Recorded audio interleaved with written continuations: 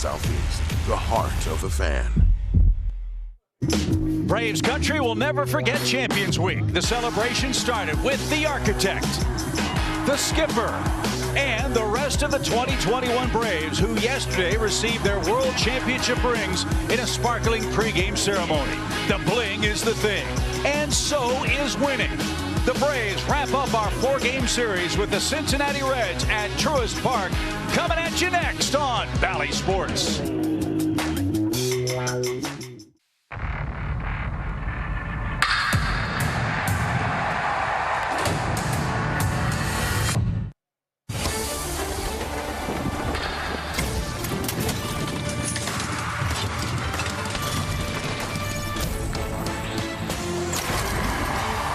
It's another packed house in Atlanta as Champions Week continues here at Truist Park, where Atlanta Braves baseball is brought to you by Truist. A chance for the Braves to win their first season series of the year. They've taken 2 out of 3 against the Cincinnati Reds, and today they try to make it 3 out of 4 as we wrap things up here on a beautiful afternoon for baseball. Hi again, everybody. Jeff Francourt, Chip Carey. Great to be with you, partner. Last 2 games for Atlanta have been terrific. Charlie Morton was outstanding. Kyle Wright, terrific last night. Can Ian Anderson play follow the leader today? Well, you know what's funny? Ian Anderson sometimes is overshadowed by Max Fried and Charlie Morton, and for good reason for those guys. But Ian's come into a little bit of his own to be an ace. And I think talking to Ian this spring, he said 2 things I really want to work on. Efficiency, I want to get ahead more, and I want to work on right-handers. I want to be better against right-handers and put them away. Yeah, I think, look, his postseason starts have been phenomenal. He's building off. Kind of like Kyle Wright, I'm looking forward to see him pitch a full season. Hunter Green's on the mound for Cincinnati, making his major league debut, so we'll see what's in store for him and the Bravos today. Atlanta's ready to continue its title defense, and so is Braves manager Brian Snitker. Swanson to first. The Braves are world champions. You guys are going to be world champions for the rest of your life. World champion Atlanta Braves for life. Unbelievable. What an incredible journey. I've dreamed about hoisting this trophy for 40 years. What would it feel like to finally bring this trophy home to Atlanta? The joy, the pride, the satisfaction. No one can ever take that away. Braves country, we couldn't do it without you. This trophy means all our hard work, heartbreak, he is in obvious pain. all the obstacles we overcame. The Braves go back to back. It was all worth it. Man, what a catch. This trophy is a symbol of perseverance. He's got a chance to send the Braves to the World Series. 40 years of sacrifice. A reward for all those that came before. And Brian Snitker is going to the World Series. For Hank. There's a new home run champion of all time, and it's Henry Aaron. For Bobby. Bobby Cox gets the biggest cheers of all. For Braves country. This trophy represents comebacks. The biggest 6 outs you will ever see. Reunions. Shutdown inning for Charlie Morton. Kids becoming leaders. What a job by Max Fried. Stars on the rise. Riley line drive, that is down. Here comes Albies. Hometown heroes. The Marietta, Georgia native delivers. And yeah, just a little bit of love. Pearls of power. It's Jocktober. This trophy says World Series champion Atlanta Braves. For life. That is out of the ballpark. And this place is pulsing with energy. Man, that was fun, wasn't it? The Atlanta Braves have officially overcome all obstacles that were put in front of them. I got to tell you, today I look at this trophy and have one overwhelming feeling. I'm ready. Ready to do it again. It's time, Braves country. We are the world champion Atlanta Braves. And we're ready to make it 2 in a row. Here we come.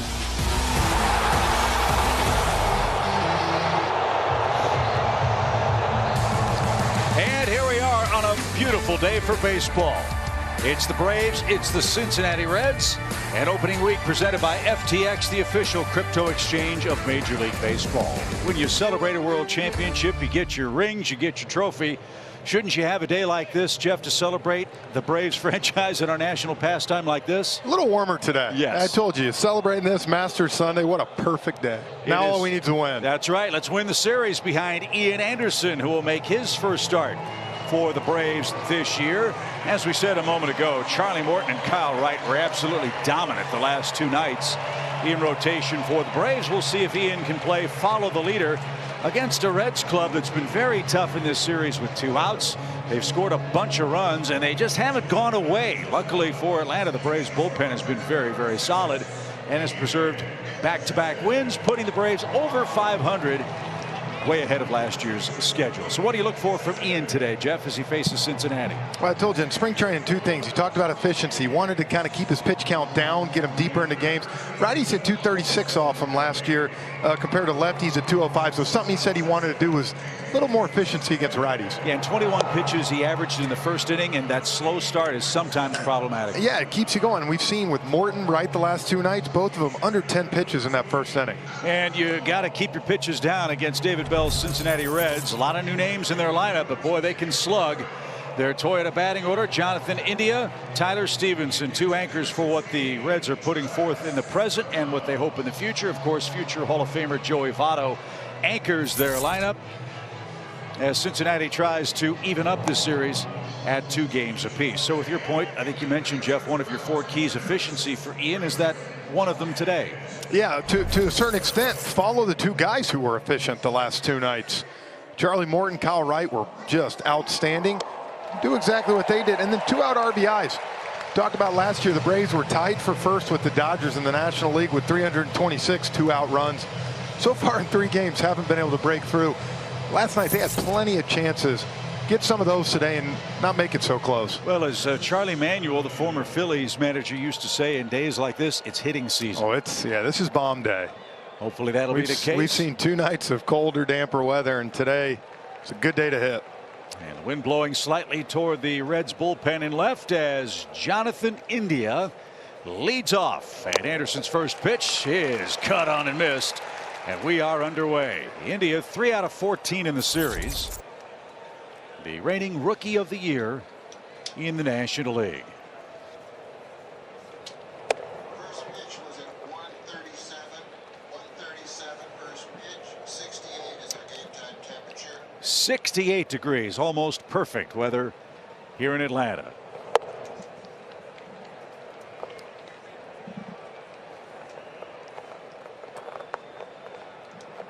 Ian Anderson last year went 5-1 on his home mound at Truist Park. And as you mentioned the term last night, the Iron Mike pitching machine, that is exactly how Ian Anderson pitches. Yeah, good changeup. Couple fastballs to start and 2 changeups in a row.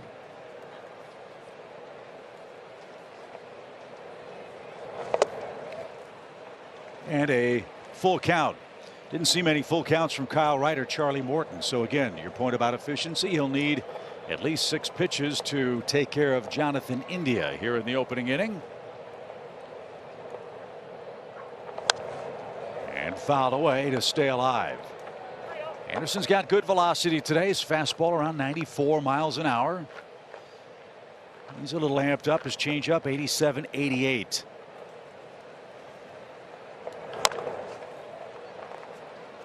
And this is what drives up the pitch count. You get to a 3-2 and then the foul balls start to pile up. So Anderson 7 pitches with Tyler Naquin waiting on deck.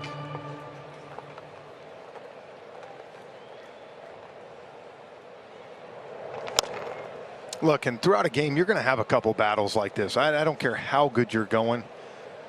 With that being said, it's trying to limit these type battles to keep that pitch count down. Again, as we mentioned, Anderson last year a 6.38 first inning ERA, and he averaged 21 pitches. But once he gets into the flow, he goes a rolling. Another foul ball. India putting up a huge first inning fight here. Well, 6 out of the last 7 pitches to him have been changeup. I wouldn't mind seeing him run a 4-seamer up in the zone. Braves have a shift on left side of the infield for India, and it's smoked the other way for a leadoff hit. That was a well-earned base hit, a 10-pitch at bat. So India's aboard with Naquin, the DH, coming up. A look at our FTX umpiring crew today.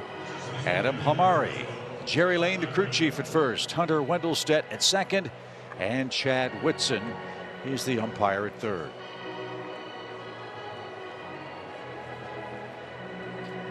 Here's Naquin, 1 for 7 in the series.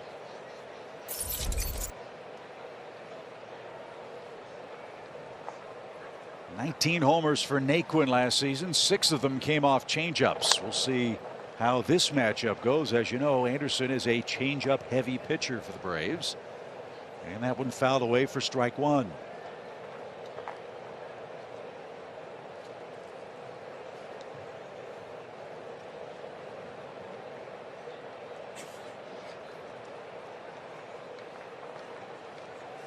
Ian could use a ground ball here.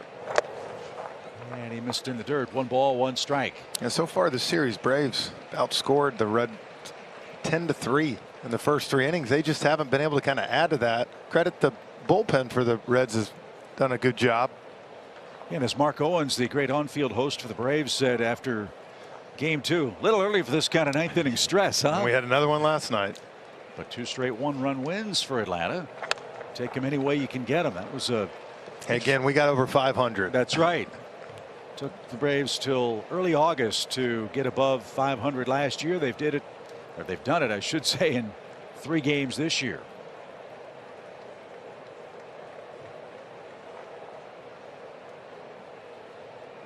So Anderson's got Naquin set up, a ball and 2 strikes. India short lead, draws a throw.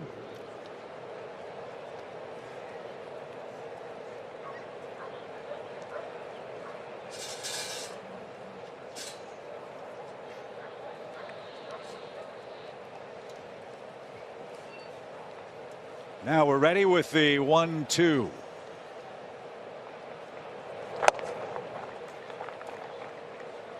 So far, Jeff, it looks like his fastball is higher than high and his change is lower than low.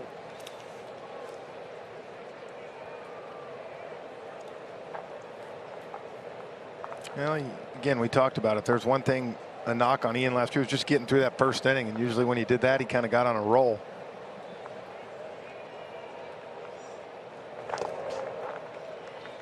Naquin didn't chase it, so back-to-back full counts to the first 2 Cincinnati hitters. I don't know, what you can do for that or try. I mean, our good buddy Tom Glavine, that was for him. His whole career was his struggle that first inning. He could never get, but once he got through that,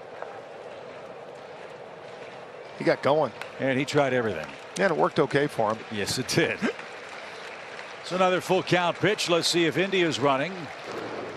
And he scrambles back to the bag. One thing you do wonder. We said last night you don't always believe what you see in the spring or in September, but the numbers are what they are. Ian gave up 7 earned runs in 8 innings down in Northport and had that blister on his toe, which pushed him back to today's start. Runner does go, and it's ball 4 high. Fastball up and out of the zone. A hit and a walk sets it up for Cincinnati with nobody out.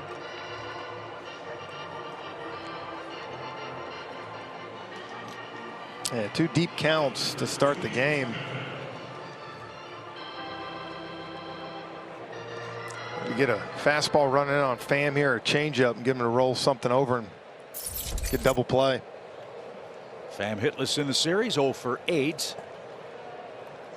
Signed late with Cincinnati. Yeah, what you said, March 26th? March 26th.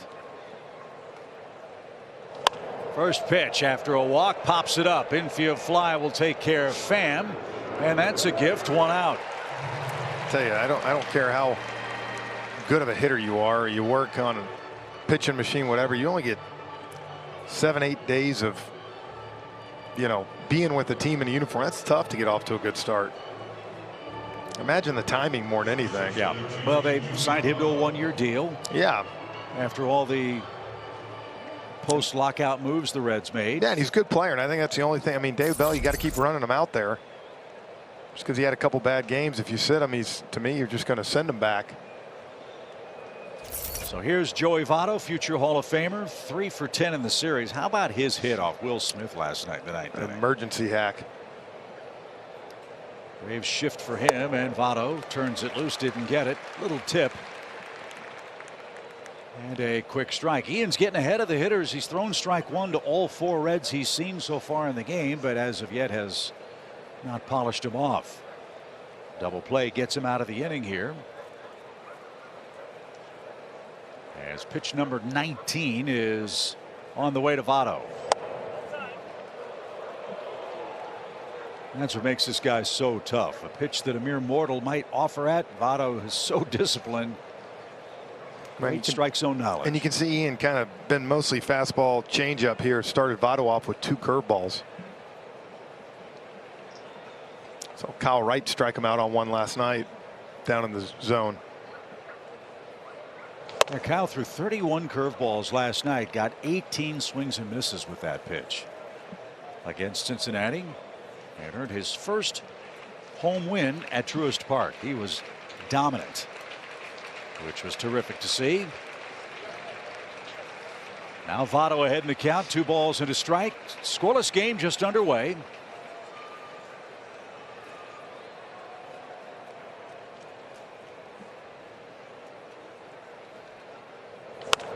Another pop-up. Thank you very much. Joey Votto is retired. You almost never see Joey Votto pop up a ball on the infield. No.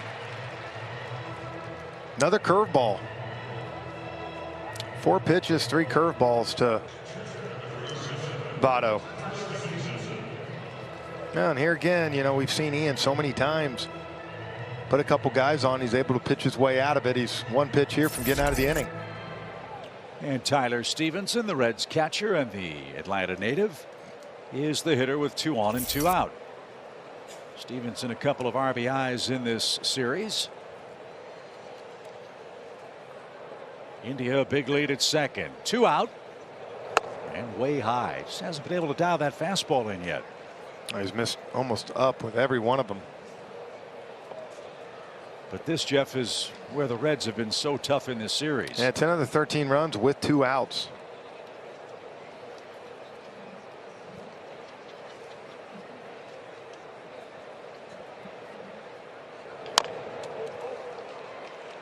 One ball, 1 strike. Hunter Green is on the mound for Cincinnati, about to achieve a dream. He's going to make his major league debut. Long inning. He's had to wait a little while after finishing up his bullpen session. You know, the nerves are jangling for him right now. The Reds trying to give him a lead here in the opening inning. 23 pitches for Ian Anderson so far. And here's number 24 in the dirt.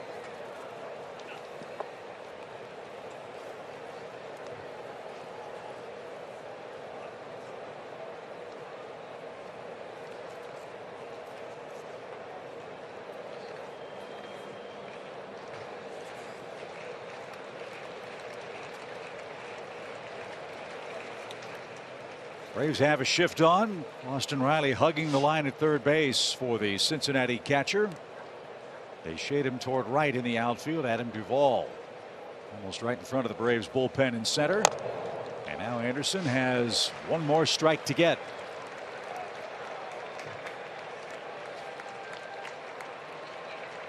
Three straight changeups after an opening fastball missed high.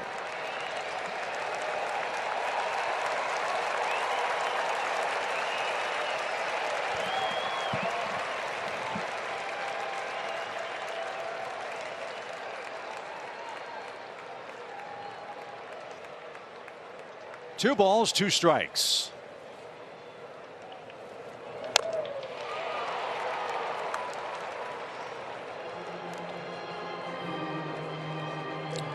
His changeup usually more of 85, 86. He's amped up with that pitch for sure. It's sitting at 87, 88. What separation gave you the most trouble? How far between the fast and change was? To me, 10, which 10? is usually what Ian is. You know, he's 94, 95 to 84, 85. But kind of like Max Fried, I mean, you know, first time out, no matter what, you're amped up. Didn't chase it. That's why I think more than anything, if he can just get out of this inning and, you know, you give yourself a chance to sit in the dugout, take a deep breath, come back and give you 5 more good innings. Nick Senzel hopes to hit here in the first inning. The runners will be moving with a full count and 2 outs. India at second, Naquin at first. 27 pitches for Ian Anderson in his first inning of the year. And here we go. On the ground, big hop. Riley backs up.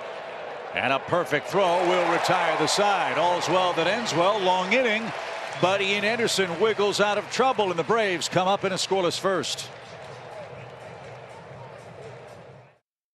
In their first series of the year, and can do so with a victory over the Reds today. Brian Snitker's Toyota starting lineup, pretty much standard. Eddie Rosario leads off. Matt Olson's had a good series. Austin Riley as well. Dansby will hit ninth and feed the top of the order. And a special day for Hunter Green, Jeff, making his major league debut. A kid the Reds have waited a long time to get to the show, and they're banking on him being a big-time pitching star. He's electric. They've been waiting a long time, as you said, for this guy since the day he got drafted. Has been kind of their can't-miss guy. Had Tommy John in 19, and of course, with COVID in 20, really missed 2 years of pitching. So, got a whole year to do it last year. I'm told, obviously, lights up the radar gun, 100 on the fastball. And he's got a really good slider. According to them, you'll see him strike out quite a few guys. And his fastball, the one knock, though, Chip, can get flat. And it said guys can square it up. So it'll definitely, the miles per hour will get the attention of these hitters quick. The last rookie starter to debut against the Braves and win a game against them was Tyler Matzik, who did it for the Rockies back in 2014. And Hunter Green taken in the same draft as Kyle Wright. Green was second overall. Wright was fifth. And hello, there's the first one at 98 miles an hour to Rosario to start the game. And his first pitch as a big leaguer, a strike, and into the trophy case.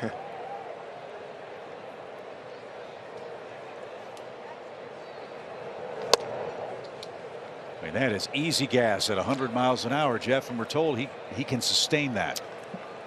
Got a big arm. I think more than anything, like you said, is can he hit location? Can he throw his secondary stuff for strikes?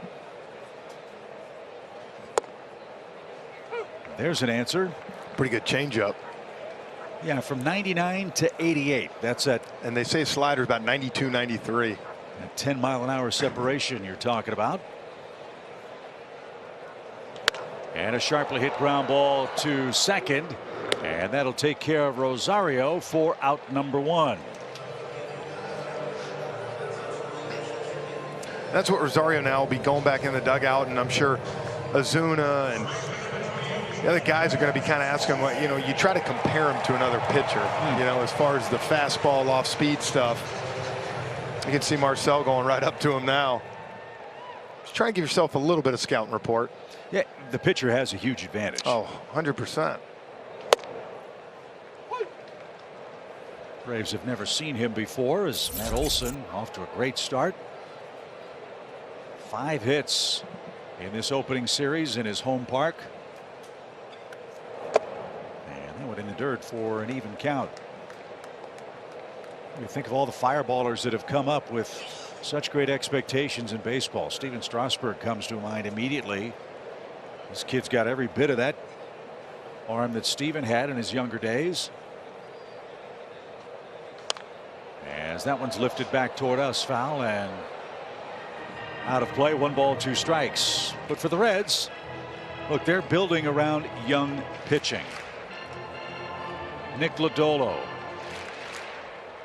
Hunter Green, San Martin, who pitched here the other night. Those are 3 guys that the Reds are going to try to build around, along with Jonathan India and Stevenson behind the plate. Yeah, and you know, Castilla's been out. Yep. He's a big piece when he comes back.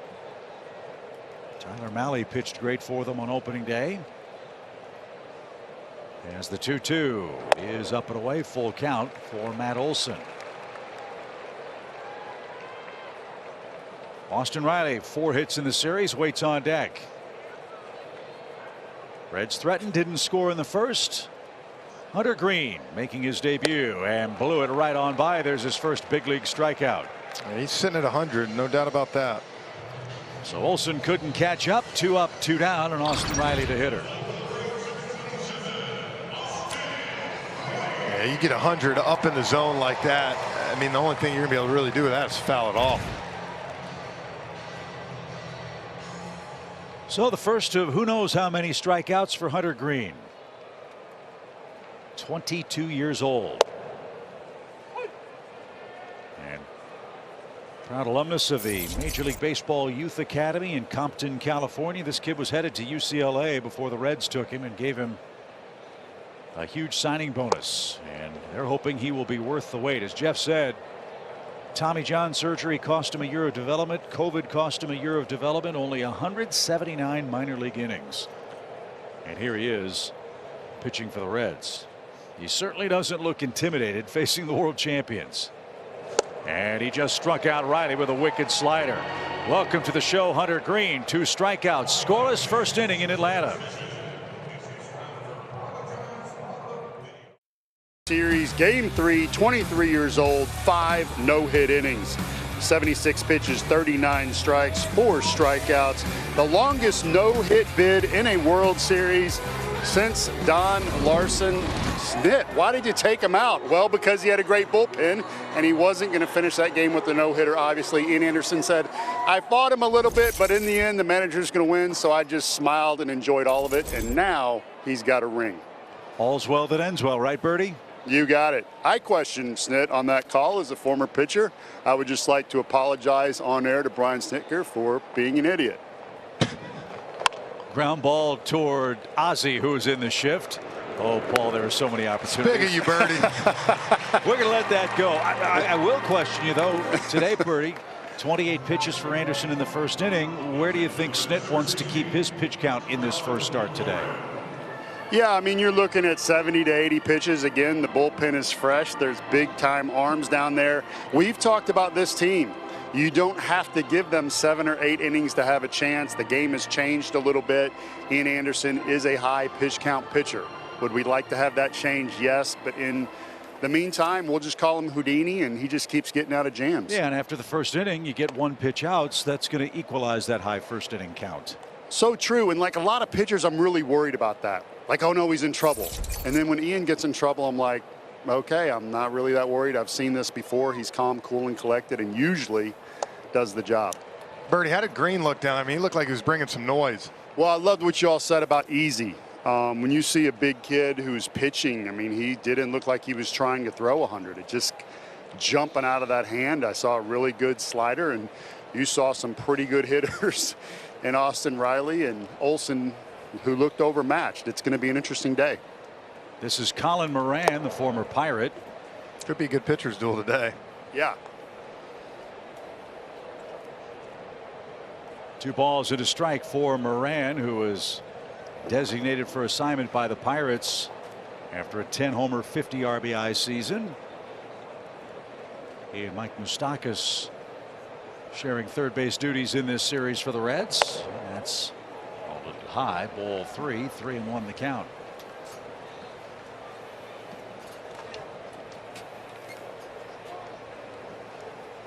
Kyle Farmer waits on deck. He's the Reds shortstop.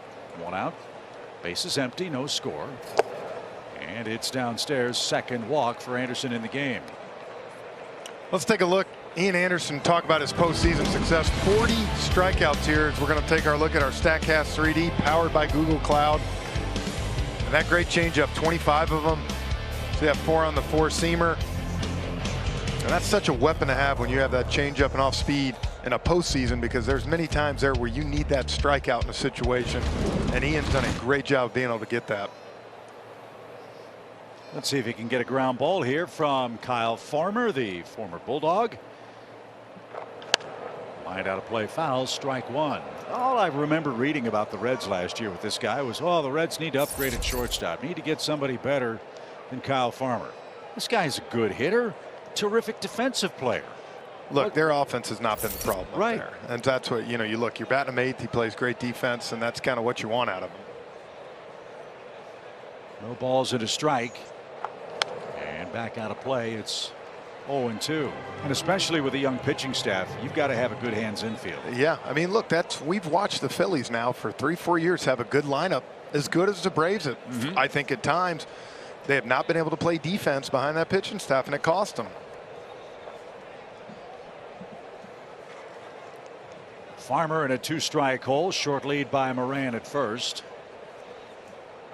And again, a fastball is upstairs. Ian just hasn't been able to dial that pitch in quite yet.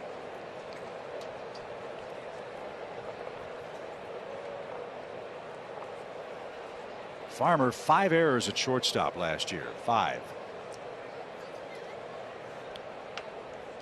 1-2 pitch in the dirt. Bertie, what's it like to be on the mound and be in between like Ian Anderson seems to be? We'll get Bertie's thoughts on that in a few minutes, but that seems to be the case, Jeff. Higher than high, lower than low again. Again, like I said, usually he goes in after that first inning and makes some adjustments and can calm down. It's just right now he's kind of having a difficult time, but again, he's making kind of a pitch when he has to. Lifted toward left. Dansby near the tarp. Everybody says plenty of room, and he makes the catch for out number 2. Bertie, that'll help his cause. It will, and Chip, I appreciate the request. I'm studying him from the side, looking at the mechanics, the motion. At times he can be off, and it's just a matter of finding it. You have to throw whatever's off. I think when you're a young pitcher and you don't have it in that first inning, the tendency is, well, I don't have the curveball today, or I don't have the change today, and you stay away from that. And that's the exact opposite of what you need to do. You need to throw it until you find it, and it's a weapon. And again, Anderson, it just doesn't seem to matter. They always seem to be out in front or behind, or just. That's a release point, kind of where he's at, Bertie? Yeah, he just, again, it's the unusual throwing action from behind his head. I remember asking Dale Murphy and Andrew Jones, who would you least like to fake on the staff? And they all said Anderson. And I was surprised. They said, why? He said, he throws from behind his head. I can't pick up the ball. I would be so frustrated. Well, the Reds are frustrated. They've had 3 base runners and haven't broken through after 40 pitches to this point. Jake Fraley. There's a good fastball right where he wanted it. And Bertie made a good point, because you remember last year I told the story of, I was talking to JT Realmuto. We were playing golf one day, and he was saying all the great pitchers, when we had Fried and Morton, and saying he hated facing Anderson. A little effectively wild too.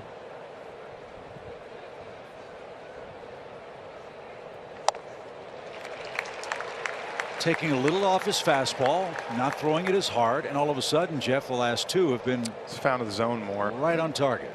You said, I'm sure being amped up has a little something to do with it.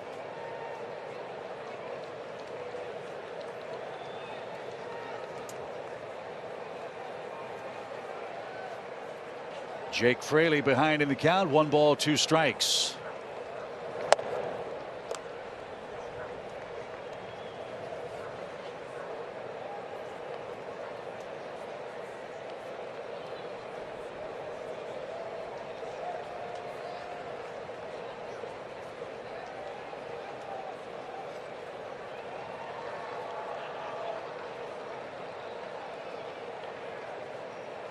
Ian ready with an even count. Swing and a miss. Anderson gets out of the second. That's his first strikeout. Ground out, walk, pop out, punch out. Ozuna, Albies, and Duvall coming up for the Braves. We head to the home second. Sports is presented by Truist. Champions Week continues here in Atlanta with our last look at the Cincinnati Reds in this series. No score. Atlanta coming up in the home half of the second inning. Ozuna, Albies, and Adam Duvall are coming up against Hunter Green, who is making his big league debut and picked up his first 2 strikeouts in his first major league inning. Looked pretty good, didn't he? Man. What's the challenge of facing velocity like this? Well, I think more than anything, it's seeing the off-speed pitch. The velocity is always a problem, but you could see Austin Riley with those 2 swings on the slider. You've never seen it before. So look, the second, third time, they're going to have better at bats. But it's different seeing it. It's like first time you face Jacob deGrom, and that ball's on you before you know it, and then the cutter at 92. But not that it gets any easier, but at least you know, like you said, what it's going to do. You have an idea. 2 balls, no strikes. And Ozuna pops this one up. Shallow center. Out goes Farmer. In comes Senzel, and he makes the play for out number 1.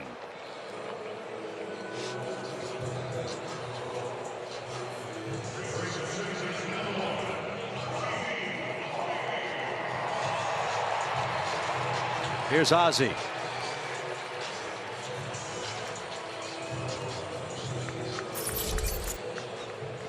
.30 homer year for Albies, 106 RBIs. Love watching this guy play. When that helmet's flying, good things are happening. Probably woke up with a nice little mark on his back after last night. 95 right in the middle of the back. But as you heard Brian Snitker, or may have read about Brian Snitker's post-game comments, these guys are tough as nails. He wasn't going to miss playing today. No. And out of play evens the count. Had a ball and a strike. The worst part of him getting hit last night was he was trying to get out of the way and the ball just kept chasing him. There was nowhere for him. No, it was bearing in on him the whole time.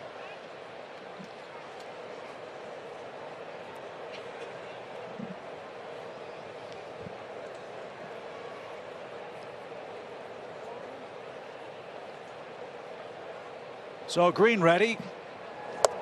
And a little low. Well, this guy seems to have, Jeff, a very nice, compact, smooth delivery. Well, and to me, the thing, his changeup and slider have been pretty good. Those are the keys, too, that to me make you stick. A lot of guys can throw 100 and you see them come and go, but it's can the guys throw the off speed? Like, remember Sixto Sanchez down there? He's been hurt, but Miami's got good off speed to go with it, so he's going to be able to hang around. 3-1 pitch to Ozzie is upstairs, and the Braves have a rally with one out.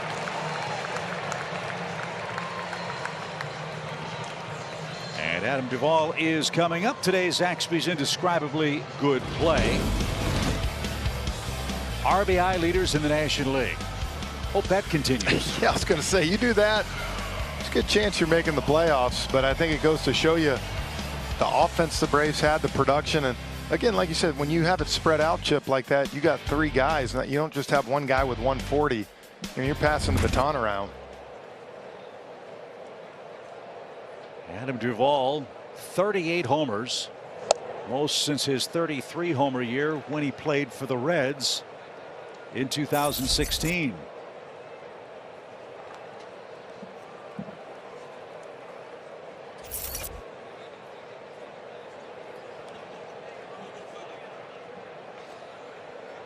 Big hole right side for Duvall. Always interests me as Otto makes a nice play. As hard as a guy like Green throws, you would think the tendency for the hitter would be to be late. And for a right-hand hitter, that would mean he could maybe guide a ball through the right side, but they shift him as a pull hitter. Well, you know, like you said, the whole numbers game, I guess you're going to where he's going to hit it. I think that's where the game's gone to. Guys can turn on 100 no problem now because they see it. I think that's the pitch they guard against more than anything, is if you're going to throw, you know, Duvall those sliders like that, you're guessing rollover is what you're going to get. And that's what I said. I figured this first time through the lineup, you know, look, majority of these hitters, they're just trying to time them up, see what's going on, and so you have an idea of what to do the next time. I guarantee you they didn't see many 100-mile-an-hour fastballs in spring training. No. 0-2 count.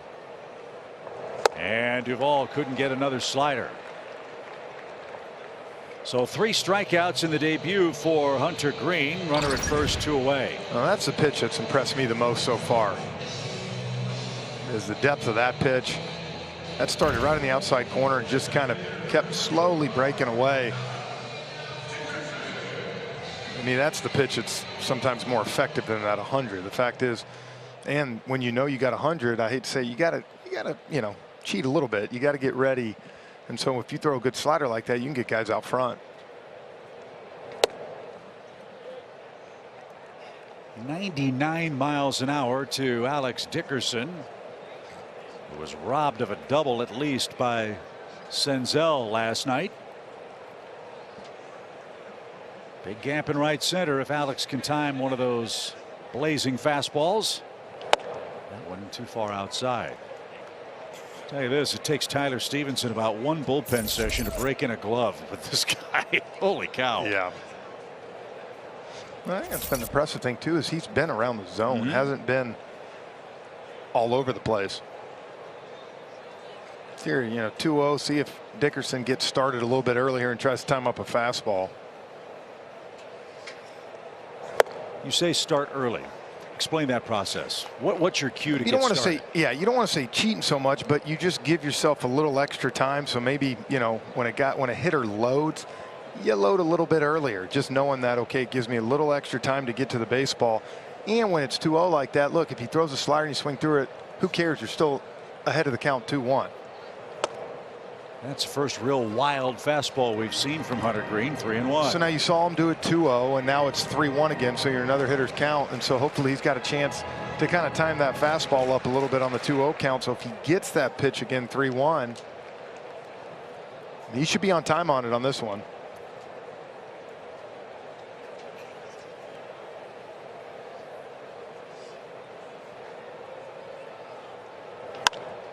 Lifted toward left. That's curling toward the stands and out of play. And that goes to show you the velocity right now that you're seeing from him. Because he knew 2-0, 3-1. He was ready for that fastball on that one. He was late on the first one, and that one he was a little more on time, but it still got in on him. As we said, the 100 is impressive. Even more impressive is he can sustain that. Yeah. So now Ozzie will get a head start with a 3-2 count, 2 outs. And he swings and misses. 2 strikeouts in each of the first 2 innings for Hunter Greene. No score here in Atlanta. Ian Anderson will face the. Wow. Except for you. Thank you. Appreciate it. Let me be real serious for just a moment. The way that we approach this organization is everybody's working together. Everybody's trying to do one thing, and that's to win a world championship. And whether you're a player on the field or whether you're up here in the booth, we consider you part of our team. So on behalf of the Atlanta Braves, I want to go ahead and extend these world championship rings to you as a valuable member of our team. We're thankful that you bring these broadcasts into the homes of so many of our fans, and a privilege here to give this to you. So, Jeff, I think yours is Wow. on the end there. Yeah, That's awesome. Look at that thing. And here we have Chip. Thanks, Derek. Here's our Wow. Wow. son. All right. Holy cow. Kelly. Here you are. Yes, sir. Birdie. Wait, feels pretty good, right? Yeah. Wow. Wow. Thanks, Derek. Congratulations, That's everyone. awesome. Appreciate it, man. That's beyond awesome. Thank you, man. Wow. Way to go. Congrats. Thank you. so much for including us. Boom. Absolutely. Yeah. The world. Absolutely. Thank you so much. You got it, Nick. Thanks, Nick. Wow. What a surprise. I don't know if I'm going to be able to write with it on the other book. Yeah, let's get it. Kind of hold them Put up. it in. Here, I'm going to give you that. We got to all put them out there. The other way, right? Hey, actually, it goes first out. rule is that you actually hold it this way so everybody can see who you're representing. This is Kelly's first championship. You can see that. Guys, thanks so much for everything Thanks, you Derek. do. We really appreciate it. Wow. We're glad this is a fun event for all of us. Oh, holy smokes. What a surprise. Do we have to do the rest of the game, or can we go have a drink and go home? We're even going to let you wear them for Thank the rest you. of the game. Oh, man, that Should is be awesome. The ring, Birdie. Birdie, I don't know if you can hold a baseball with that anymore. I mean, my gosh. Now I know what Snit was talking about. It's hard to shake hands with You ain't everybody. lying. Yeah. Well, these Wow. are representing Atlanta, as we said. So, they got a little bit of bling.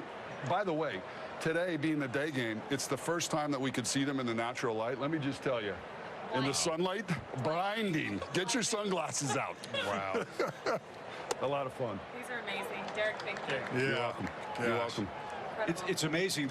Everybody has the same reaction. You can't take your eyes off it. That's right. When the guys got their rings, everybody was just staring at every single facet, if you pardon the pun. Well, at some point, you are going to have to do a little that's right. play-by-play here.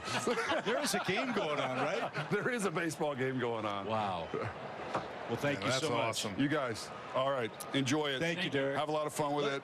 Hey, Thank one, you, man. one Wear them suggestion. proudly. Can we do this again next year? Yes, I would love that. I would love that very much. Look forward to it. Thank you, Derek. Enjoy, guys. Thank you so Derek. much. All right, you're welcome. So we have to call the game, though? We got to Yeah. Yes. And the photograph thing, that's off. That was just a ruse. No, perfect. Here I got already. Ian Anderson starts the second inning with a leadoff walk. By the way, I forgot. While we're up here, I thought we would show everybody the replica ring. And it's kind of fun to do this right up against the real ring, right? So when fans come out tomorrow night, and we're going to do this for the first 40,000 fans, basically all fans in attendance, everybody gets a replica ring. And you can start to see how unbelievably close this is to the real thing. So this is the one that everybody gets tomorrow night. There you go. Jeff, I was tempted to give that one to you. I was going to say, I could see you giving me this and saying thanks for everything. Why didn't you give him the ring pop ring like you gave me the other day? I had to be serious. Man, that's awesome. The fans are going to love that. Yeah. That thing is. So come out early. Yeah, 100%. Put them on everybody's finger, and all our fans will be part of this too. That's one of the great things too. You as an organization have said how much this championship was not just for the front office and the players and staff, but for this whole region. Braves country really has been able to celebrate this entire accomplishment. Yeah, and it's been a while. Obviously 26 years since the last time we won a World Series. I think we'd like to do it again, though. This community stood up and supported this team like nothing I've ever seen before. Continue to do so. Here we have another, full attendance crowd. Line drive by Naquin into the right field corner. India stumbles around second. He's on his way to third, and they're going to wave him. Rosario to Olsen. The throw to the plate will be late, and Cincinnati strikes first here in the third inning. It's 1-0. Well, despite that, we still had, we've had unbelievable fan support. We've talked about it all last season. How, in many ways, that actually led us to making all the moves that we made during the course of the season. So here we are today, great fan support. It'd be fun to reward our fans with a chance to participate a little bit with this ring. And, we'll actually have 2 more of these during the course of the season. Oh, really? That's cool. So if somebody can't get out to tomorrow night's game, we're going to have a few more of these. And that's be a great way. And we actually will wear those gold jerseys as well during those games where we do the replica ring giveaway nights. Look up on our website for that information. Yeah, that's something, Derek, we haven't really talked about. When you win the World Series, you have a special tweak to your Major League uniform, and the gold piping all over the Braves home uniform looks very, very sharp. Yeah, it was started, I think, about 10 years ago or so. And it's built up each and every year since. I've said I think that gold works really well with our jerseys, so I think we should do this every year. Well, let's just do it the whole year, man. Yeah, but I think they look really good. We've obviously also, in addition to the main jersey, you've got the caps with the gold outline of the A. And I think it looks really classy, and it's just a fun way to remember all those things that we went through last year. Bring this back to our fans and celebrate. I'll tell you what, we saw yours last night, but until you get your own and you see your name, that's pretty darn awesome, man. These things are beautiful. Y'all did a heck of a job. Thank you. It's tough to tell you that, It is. It's tough for me to tell you that. Show you a replica ring. Yeah, no, I'm good. I'm good. I can still take that back. Not from my dead, cold hands. No, I was going to say. Exactly. Tommy Pham, the hitter. Reds take a lead, 1-0. 1 ball, 2 strikes for Tommy. We've been hearing a lot of commentary from the clubhouse guys about how our guys just reacting to these. I don't know if you've talked about it yet, but they're, over the moon about what the design is and how it represents them. So really excited to see the player reaction first and foremost. And we showed a lot of video of Snit last night. I mean, Snit was overwhelmed by seeing that ring last night. Yeah. And that was, I thought, telling. Well, when I first showed him one of the early samples of this, he and Ronnie was with him at the time. Literally cried. And that's understandable. For a man who's been in the organization as long as Brian has and maybe never dreamed of getting back to the major leagues, much less winning a ring, you could obviously see that yesterday, how overwhelmed he was. Yeah, I would agree. He was up really late last night. He sent us a note, sent myself, Terry, Alex, Mike a note. One of the more special notes, I'll save this forever, about how he couldn't sleep because, getting this was the final, culmination of winning that world championship and what it meant. And it was just really special to hear his words. He's obviously done so much for this organization over the years, and especially last year. We loved when he showed his grandsons, Luke and Jude, the ring before the game last night. What did he say, Kelly? He's like, I'm not sure I know how to work No, he does. I'm sure if he handed it to them, they'd figure it out. But did you show him how after the fact, I hope? I think he's probably figured that out at this point in time. I don't want to debatable. We suggested that he let Luke and Jude take it to school for sure. What could go wrong? Right. Joey Votto, the hitter, infield in, 1-0 Reds. Swing and a miss, even count. Yeah, but anyway, you know, all these guys are now getting a chance to live with it, bring it home, show their family. It's just so fun to see people's reactions. Especially, you know, we're doing our staff event tomorrow, so as I said last night, all of our full-time staff get rings as well. Again, this one-team approach to this, so really excited for that. In a season that seemed so unreal last year, does this now seem real to you? Because for all of it, we're all sitting here in stunned silence with these rings. It is kind of it truly is a fantasy, right? I'd ask you the same. I mean, I think all of us, when it happened, we were probably waking up, pinching ourselves each morning, wondering if it actually did happen. And, you know, again, when you have a physical object like this, I think it is a constant reminder. It's so special. And, you know, for us, we've been talking about it. It just wants you to do it again so much more. Yeah. Right? I mean, let me just tell you, the hunger is definitely there once again. 1 ball, 2 strikes for Joey Votto, visiting with Braves president and CEO Derek Schiller. As Ian Anderson goes to work with his 62nd pitch, and it's up and away. I think it makes you real. I mean, Nick, you grew up here like I did. We've had 2 World Series in our lifetime, in '95 and now. With all the success we've had, go look at all the banners for divisions. It's tough to win the World Series, you know, once you get to it. So, again, you put this on, I think you realized how much fun last year was, but how fortunate we are. Yeah, I mean, so many years. I've heard Scherholtz talk about this. A ball bounces one way in a game, and next thing you know, it leads to a bad inning, and you lose a game that you maybe shouldn't have or something like that. There's so many things that could go wrong. In our case, so many things that went right. So, yeah, I think, especially if you've been through it many times like we all have and lived in this game, I think you have a deeper appreciation for it. I know our fans do as well. Got an off-the-wall question for you. I know Jock Peterson had a huge hand in the design of this. He wanted to take the ring to the next level. I'm sure he's seen the video of this somewhere. Has he reached out? Has he said anything to you all about the end result? I've gotten probably 4 or 5 texts from Jock already. Really? Actually, yes. Any that you could share? They've been colorful. No, in all seriousness, he was one of the most ardent champions of trying to make sure that the ring represented the team in the right way. And I appreciate that about his commentary. He had a lot of things to say during the course of this, helped us really the inspiration behind it, and then some of his texts have been fantastic. He basically said, to sum it up, that it totally met his expectations, beat his expectations. He used the fire emoji quite a bit, so you know, there was a lot of slang in there and fire emojis, but it was great to see that. Are you going to give, like, when San Fran comes to town? Yeah, he was suggesting, it was funny, one of his last, a text that I got literally like an hour ago, he was suggesting that when he gets, only Jock, by the way, does this, he's orchestrating his ring ceremony, right? And he's saying, when he comes to town and he gets his ring, he said, he'd really like it if we did a pearl necklace giveaway that night as well, to really, truly, properly honor him in the right way. You got to kind of, from a marketing standpoint, I like the idea. I'm just telling you, there is some serious thought going on about it right now. Now, the question is, what you got to tell them, we'll do that, but then you got, even though you have the Giants uniform, you got to rock the pearls the night you do it. That's right. Speaking of Jock and others, Braves set a record for 50-50 last year, win-loss, win-loss. Has it ever counted your mind when Alex asked you and Terry McGurk, can we go get players, if you'd have said no? I remember the conversations vividly before the trade deadline, before we started to make those moves. There was definitely some consternation about whether or not we would move forward with this.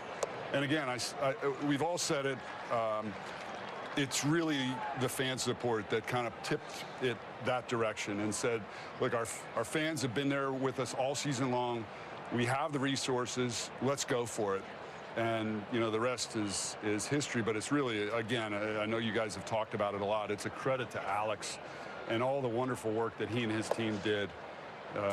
It didn't come without a lot of study and effort. Yeah. I mean, these aren't things that were just luck. We didn't luck into those.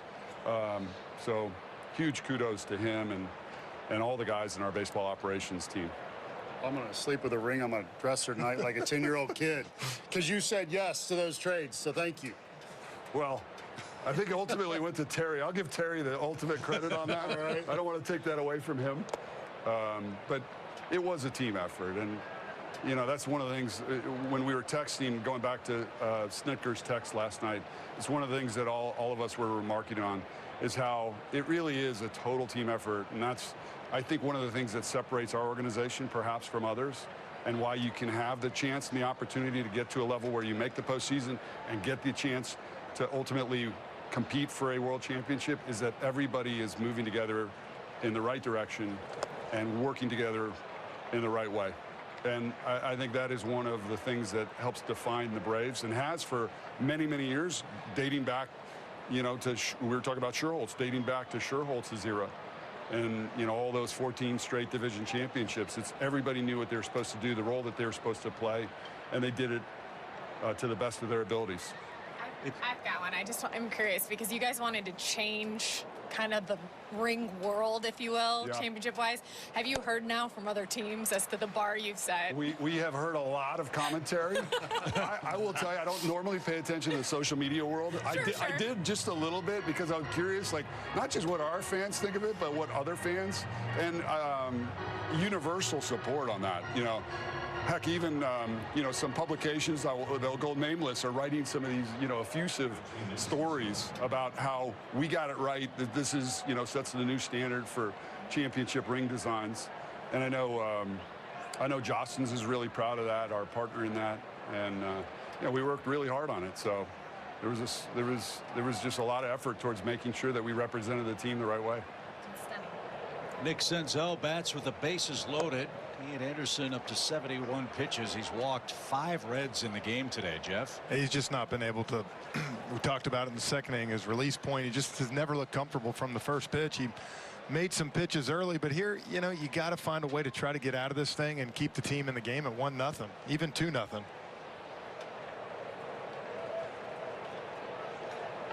That'll help. That evens up the count. A ball and a strike. I hate to say it, I think it's going to have to be until next half inning that I even know what I'm talking about from looking at this thing. What else is new? Well, that's right, a good Derek? point. Don't put it in the sunlight. You won't be able to watch anything. Does it measure up to your Parkview rings that you have? It's just a little bit bigger, you know. I was wondering how they were going to be able to fit Anthopoulos on the side of the ring. Was that a concern? Here it is. Double play ball, maybe. There's one. And the stretch, not in time. Ooh, I think he might have got him there. Senzel beats the rap for the moment. Let's see if the Braves challenge the call. Rob Smith, Braden Schlehuber, and Replay Central will take a peek as will we. Yeah, they're going to look at it. Oh,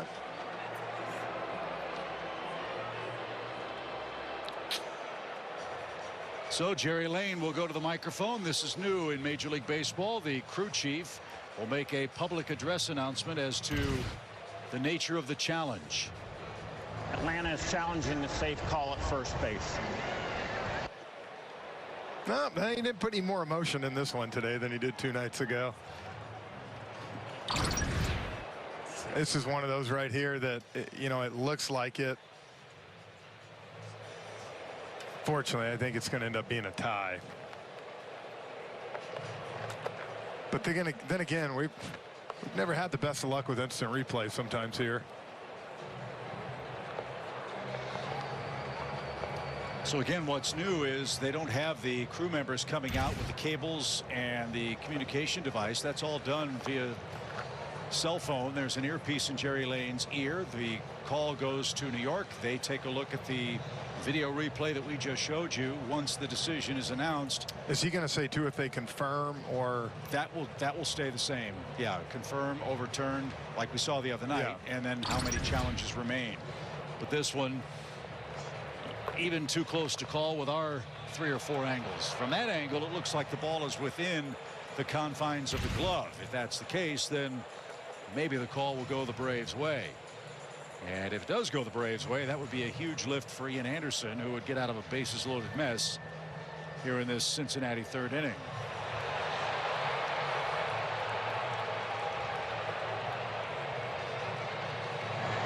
After replay, the call on the field stands. Runner is safe. So Senzel is safe at first on the force play. Loses their challenge. Again, it's just one of those. I think it's too close. Yep.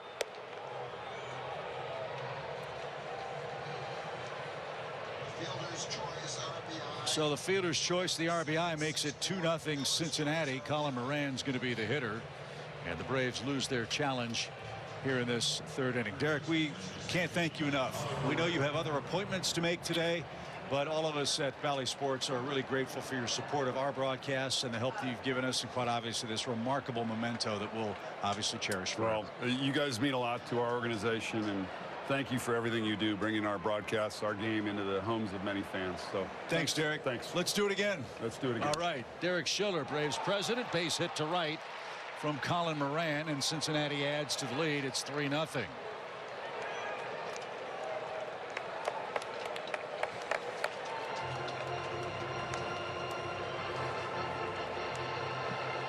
That's going to be the end of the line for Ian Anderson, who just didn't have it, as Jeff said, from the very first pitch today. The Braves will go to their bullpen early. Looks like Sean Newcomb will be the next man up for the Braves. Cincinnati leads. It's a 3-0 score.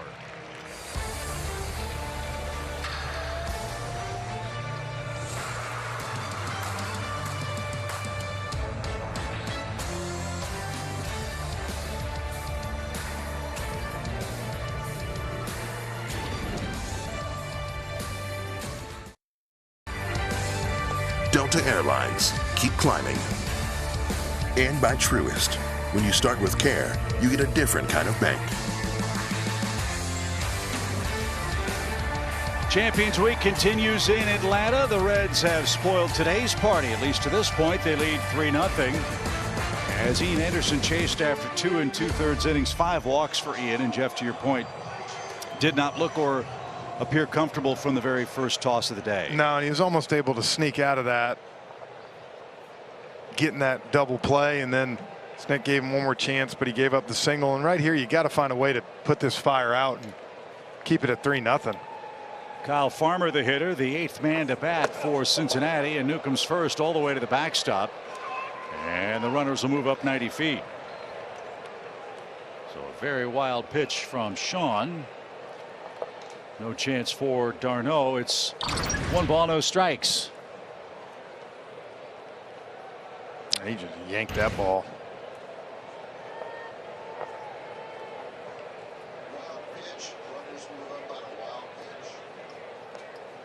So 3 runs, 3 hits for the Reds, and popped out of play foul. It's even to Farmer. Newcomb made the team. Sean's out of options. The Braves still very much believe in his arm and in his talent. And Sean is in the Braves bullpen for games like this. He's a starter, at least in his mind, by trade. And a guy that the Braves hope can pick up multiple innings. But this is not a good start. Base hit to right. That's going to score 1. Rosario drops the ball, and that's going to score Moran and close the book on Ian Anderson. It's a 5-0 game.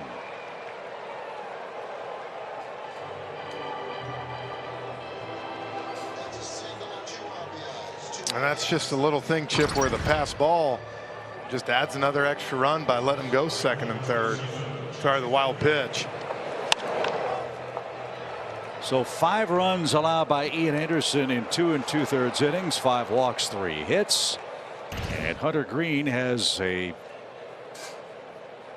dream debut. He's got a 5-run advantage for Cincinnati, and this one on 1 hop to Olsen. Jake Fraley is retired, and so are the Reds, who bat around in the 3rd inning. They take a 5-0 lead here in Game 4. Today's trip around the bases brought to you by Destin Fort Walton Beach.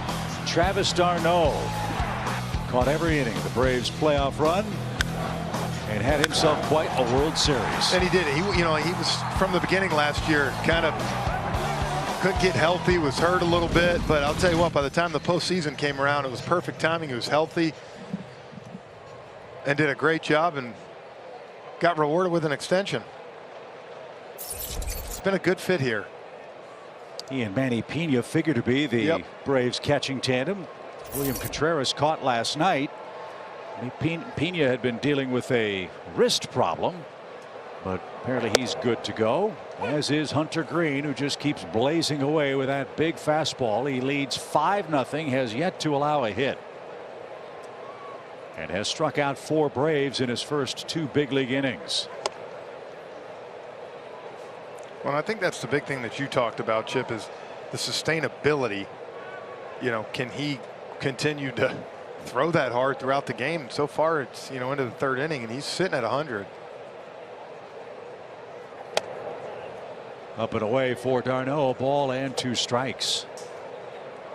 And Tyler Matzik, the last starter to debut in the major leagues against Atlanta and beat the Braves. Matzik now in the Braves bullpen. Tyler did that back in 2014 as a member of the Rockies. And so far,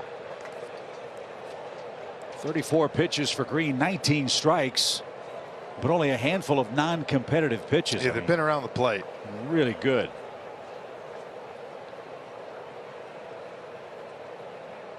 Two in the air to right, but a easy play for Jake Fraley, and he's got it, and that's the first out. Dansby Swanson's coming up.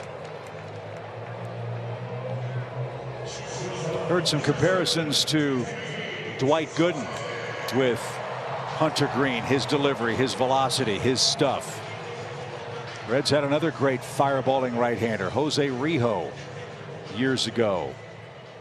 Tom Seaver, of course, late in his career. Still throw hard and pitched for Cincinnati. But you can see how excited the Reds franchise is about this guy in particular. Number 2 overall pick in the draft. Well, you have certain guys come up and you know, they're throwers. And this guy's pitching right now. First pitch to Dansby there, a little slider. And I'm sure, like anything for a young kid, they've spotted him a 5-0 lead. Saw the Braves get Kyle Wright 2 runs last night, and I'm telling you, it makes a world of difference out there for a pitcher.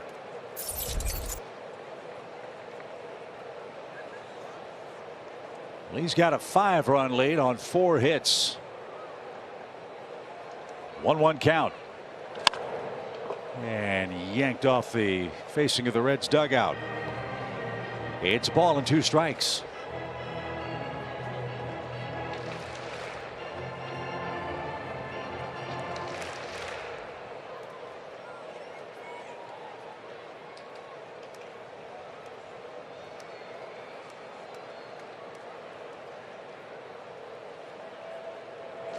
Strike 3, a wicked slider.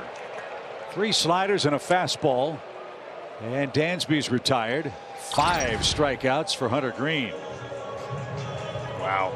That's a tough thing. As a hitter, you know he's got 100, Chip. You go up there, but yet he's throwing these sliders. Makes it that much more difficult as a hitter. Well, his pacing's very good. Get the ball, throw the ball. The Reds are a team that is using the PitchCom device. If you look on the left arm of Stevenson behind the plate, he sends the pitch signals and location directly to the pitcher. Push of a button, message received, and he's ready to go. It has helped with the pace of the game. First the 0-1. But earlier in this series, you might recall, the Braves got upset with Reiver Sanmartin. He was pitching too quickly. Well, what happened was Stevenson was pushing the button and saying go before a Braves hitter had gotten set in the box. And talking with Hunter Wendelstedt, who was the home plate umpire after that game, he had to tell Stevenson, look, you've got to, as a professional courtesy, give the hitters a chance to get in the box. It's a professional courtesy. It's not even so much a written rule. It's just the idea, let a guy get ready. 2 balls and a strike. But you talk about the pace of play. I think between the DH, you might not have as many pitching changes. But the last 2 nights, Chip, we've got what, 250 and 307, and you know they've had stuff between. So I mean, I don't think anybody minds a 3-hour baseball game. It's when it's you pace. know it's pace, and also when you start getting to that 3:45. You know, last night was a 2-hour 50-minute. It was clean baseball. It was entertaining. That's no issue. 3 balls, 2 strikes. Shift on for Eddie Rosario, who grounded out to start the Braves game offensively. Ozzie Albies the only Brave to reach. He walked in the second. Green has been in total control, and he leads by 5 runs. And a swing and a miss. 6 strikeouts, 2 in each inning for Hunter Green. He's on his way. 101 miles an hour. Wow. National Championship will have a dual trophy photo op before the game with the college football playoff trophy and the commissioner's trophy. You have to have a game ticket to be able to take a picture with those 2 great trophies. Jordan Davis is going to throw out the first pitch. Harry Dog and Blooper will be here. It's going to be another great day as we wrap up Champions Week here at Truist Park with the Washington Nationals here in town. Jonathan India breaks his bat and pops to short. Good start for Sean Newcomb, and there's out number 1 here in the 4th inning. Yeah, and see, this is where it's important for Newcomb to come in, chip and eat up 3 innings, throw well, get you, because as you said, there's no off days for the first 14 days. So, you know. And from a practical standpoint, Jeff, in this game, who knows how long Hunter Green's going to be able to pitch. Yep. Again, it's his first start. If you can keep it at 5, chip away somehow against him, get a run or 2, and then get into the Reds bullpen, which has been excellent. That's the game plan for Newcomb. Yep. Keep him at 5. There's a swing and a miss from Tyler Naquin, who's walked, doubled, scored, and driven home a run.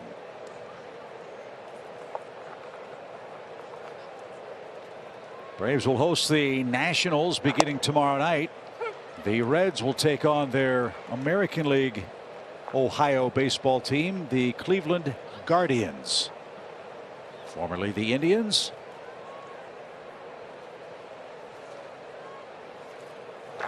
As Naquin sprays that off the screen foul, it's 0-2.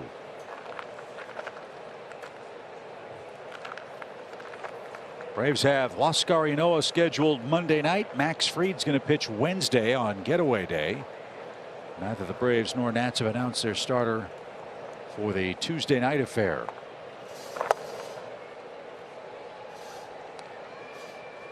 A ball and 2 strikes.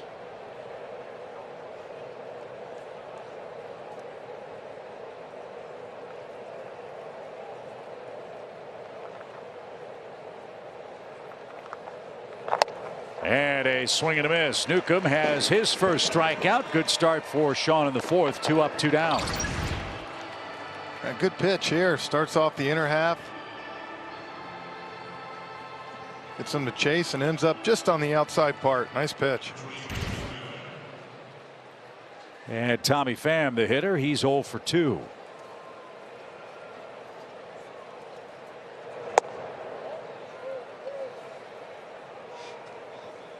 Every major league club carrying 28 players on their active roster for the first 3+ weeks of the season. On May 2nd, rosters have to be trimmed to 26. And of those 26, no more than 13 can be pitchers. So these innings, these games, as they always are auditions to stick on the major league roster. Again, for Sean Newcomb, as talented as he is and out of options, if you have to make a tough decision with Sean Newcomb, there are a lot of teams that would. It's an important start for him. Would have interest in him.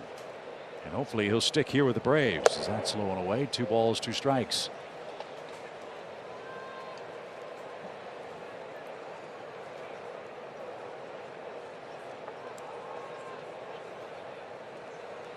Two and fouled away by Tommy Pham. Well, initial impressions of the Braves these first 3 games. Jeff, what do you think? What have you seen so far? Look, all in all, I think, you know, this is that 1 week where it's so tough because of all, obviously, the ring ceremony, different stuff. Sometimes you're a little distracted, honestly, and I think for the most part, though, I love that the offense, you know, has given themselves last night. Yeah, they only got 2 runs, but they left 10 on base, give themselves lots of opportunities.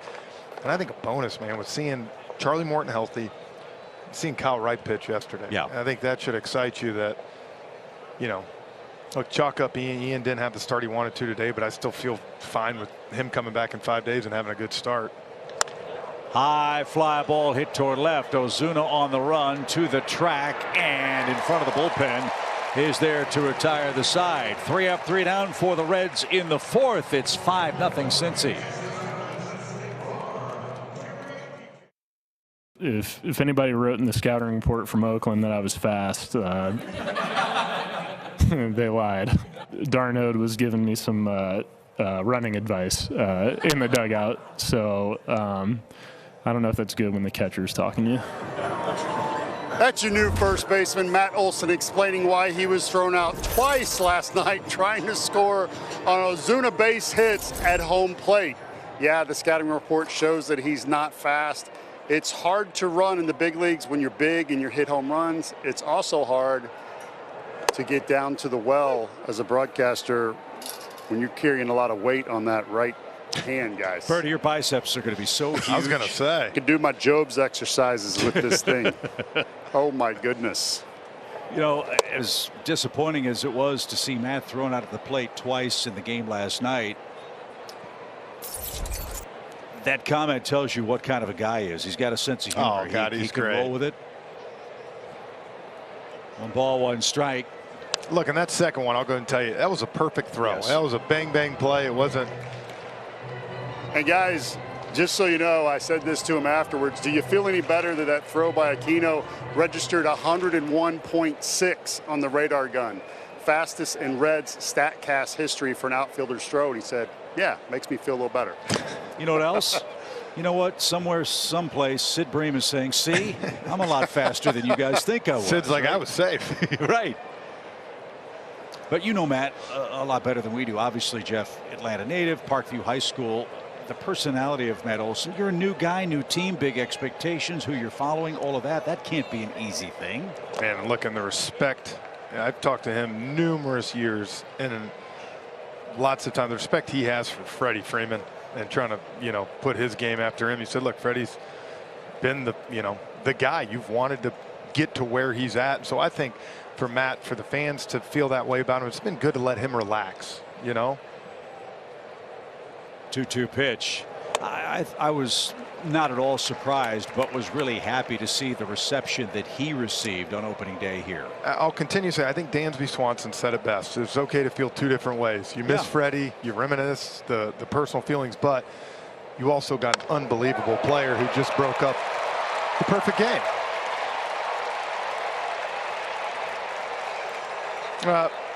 No hitter. Sorry, we had a walk with. We were distracted. Yes. But there's your first hit. There's the start. Yeah. But I think that was Dansby saying it the right way. You know, a lot of good memories, but there's also a guy here that for the next 8 years, Chip's going to make a lot of new memories for these fans. And that sequence right there is a little bit of payback. Olson was Green's first big league strikeout victim.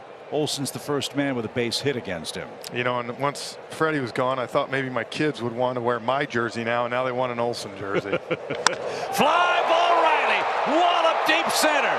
That baby is off the wall.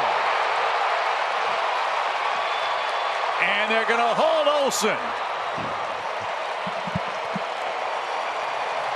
Austin Riley crushed that baseball. I thought it was gone. I think he did too.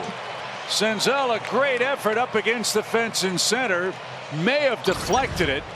And they've got second and third here with nobody out. Yeah, that's one he's going to look back, Chip. He probably should have caught, actually. Austin hit it good, but yeah, went to the farthest part of the park. And I think it's one of those things Senzel thought it was, I think, going to be way up above the wall or on it and kind of mistimed it. But a double, and now you got second and third, and that was probably the one where actually Matt probably could have walked home, but Wash with no outs was. If he got thrown out again, that might have really been demoralizing for him. Smart move. So you've got Ozuna, Olbies, and Duvall now. Second time through the order against Hunter Green now. And not surprisingly, the Braves are getting better looks. This one popped into center. Will they tag Olson? Senzel underneath. There's the grab. The Reds will throw behind at second, and it's a sac fly, and the Braves are on the board. So as I said, Jeff, it's a start. Chip away, get a couple here, put a little pressure on a kid in his first big league game, and you know how good Atlanta's been in late innings in seasons past. And don't forget, too, the Braves have seen pretty much the whole bullpen for the Reds this first 3 games. So some of these new guys that they've seen, Chip, you're going to have some tape on them now. Not much surprise. So if you can keep this game, we've seen this offense put 5 runs up, no problem. Did you see that? Yeah. Sal Fasano telling Matt. Matt had to feel really good when that ball carried just enough to be like, you know what, I can beat this one. So it's a 5-1 game. Ozzie walked. He was the first base runner allowed by Hunter Green. So we'll find out a thing or two about this kid. First bit of trouble. And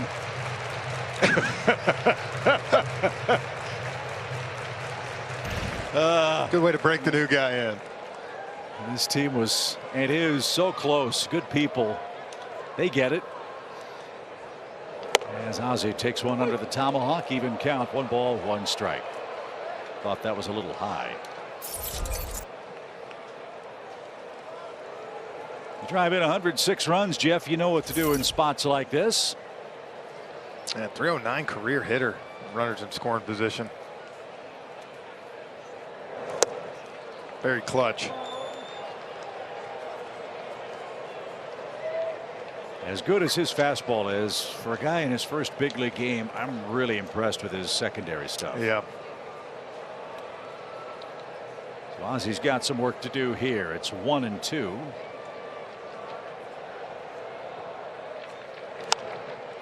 And Goodwood on that and popped foul out of play. Where a fan from Ball Ground, Georgia, will collect a souvenir today.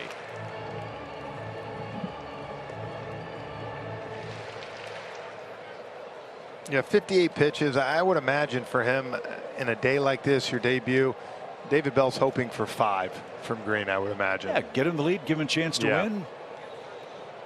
He's got a 4-run advantage now. Whew. As he said, I saw that one last night, except it hit my back. 101 on that pitch. I would imagine you hear that ball better than you see that ball. Yeah. As it hisses by, 2 balls, 2 strikes. That's what they used to say about Sandy Koufax's curveball. You could actually hear it fighting against the wind, the rotation. And I'm sure Hunter Green is the same way. Can't wait to get the scouting report on him before the game tomorrow to get the Braves hitters' impressions. There's an awful lot to like. But the Braves threatening to add another run or 2 here. 2 balls, 2 strikes.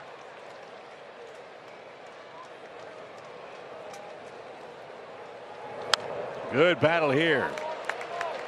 And to your point, Jeff, they hadn't seen him before. Now the second time through the order. The look's a little bit better. A little more consistent contact. And more than anything, it's the recognition of the off speed for me. See these guys being able to foul it off, take it.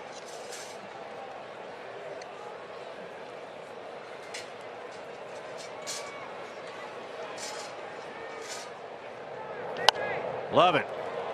Great at bat. Be the 9th pitch coming up. Kind of payback for the way Jonathan India started the game against Ian Anderson. Yep. He had a 10-pitch at bat before earning a leadoff single. Ian Anderson, Sean Newcomb, the Braves pitchers so far today. Hunter Green having to work overtime now up to 62 pitches. Good job laying off that pitch.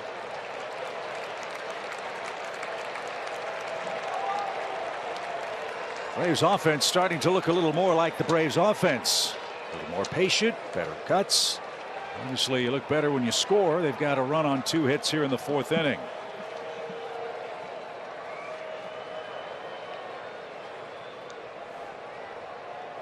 The 3-2. What an at bat by Ozzie Albies. So the second walk, both of them to the Braves second baseman, and Derek Johnson, the pitching coach, on his way to the mound. With Adam Duvall coming up, one big fly ball here, and the Braves are back in the ball game. Hopefully that happens after a quick message from Truist. Jessica was born to care. That's my best friend. She don't need no. Miss Hogan's class? It's Atlantis. Today, she's a teammate at Truist, the bank that starts with care.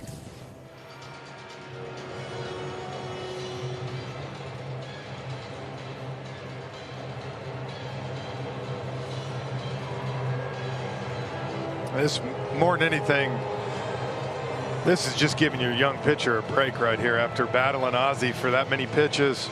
Try to let him catch his breath. As much as Cincinnati, Chip, has been in control of this game, they know the power this man has, and one swing changes everything. A lot of sliders for Adam in that first at bat. Yep. Let's see if Green follows that same pattern here. 2 on, 1 in, 1 out. Alex Dickerson waits on deck. The Braves DH. Outfield straightaway, pretty deep. And sure enough, he throws him a fastball right down Peachtree. 0-1.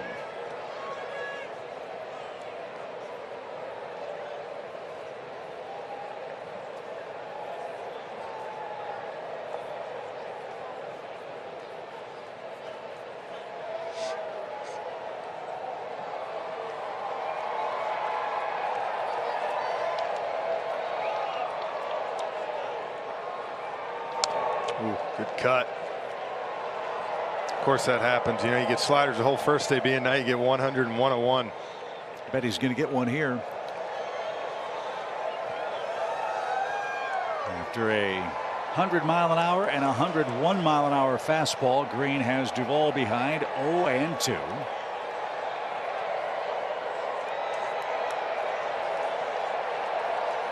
Wiley and Albies, the Braves runners. Here it is.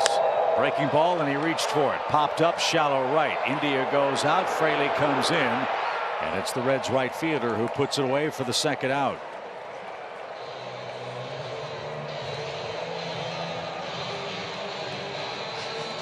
That's the old in for effect, away for outcome. And here's Dickerson, who struck out to end the second. Fourth inning. Glad you're with us as Champions Week continues here at Truist Park.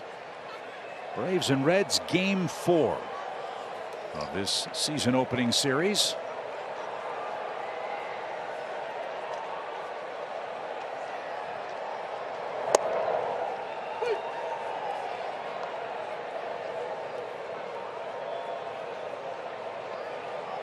We will next see the Reds, as Jeff told us earlier, July 1st, 2nd, and 3rd up in the River City.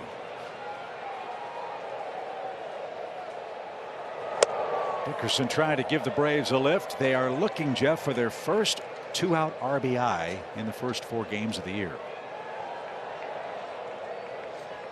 And Dickerson had a pretty good at bat his first time. He saw some fastballs, had a few good cuts at it. Split a gap, kid. 1 ball, 1 strike. Line drive, and Votto dives to his right, makes a great play. Boy, Dickerson, nothing but bad luck in this series. Robbed of a hit, and the Braves settle for 1.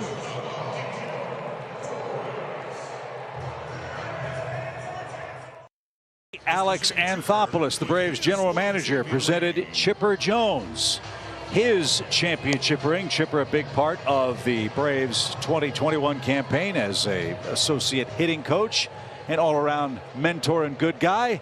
So good, he's standing by with Paul Bird. Absolutely. Chipper Jones, my old third baseman. You got 2 rings now. Congratulations. What do you think of the second one? It's twice as big as the first one, I can tell you that. Yeah, I mean, the first one you could actually wear. That one, you know, I got to get in shape because it makes the drink that I'm hydrating with a lot heavier than normal.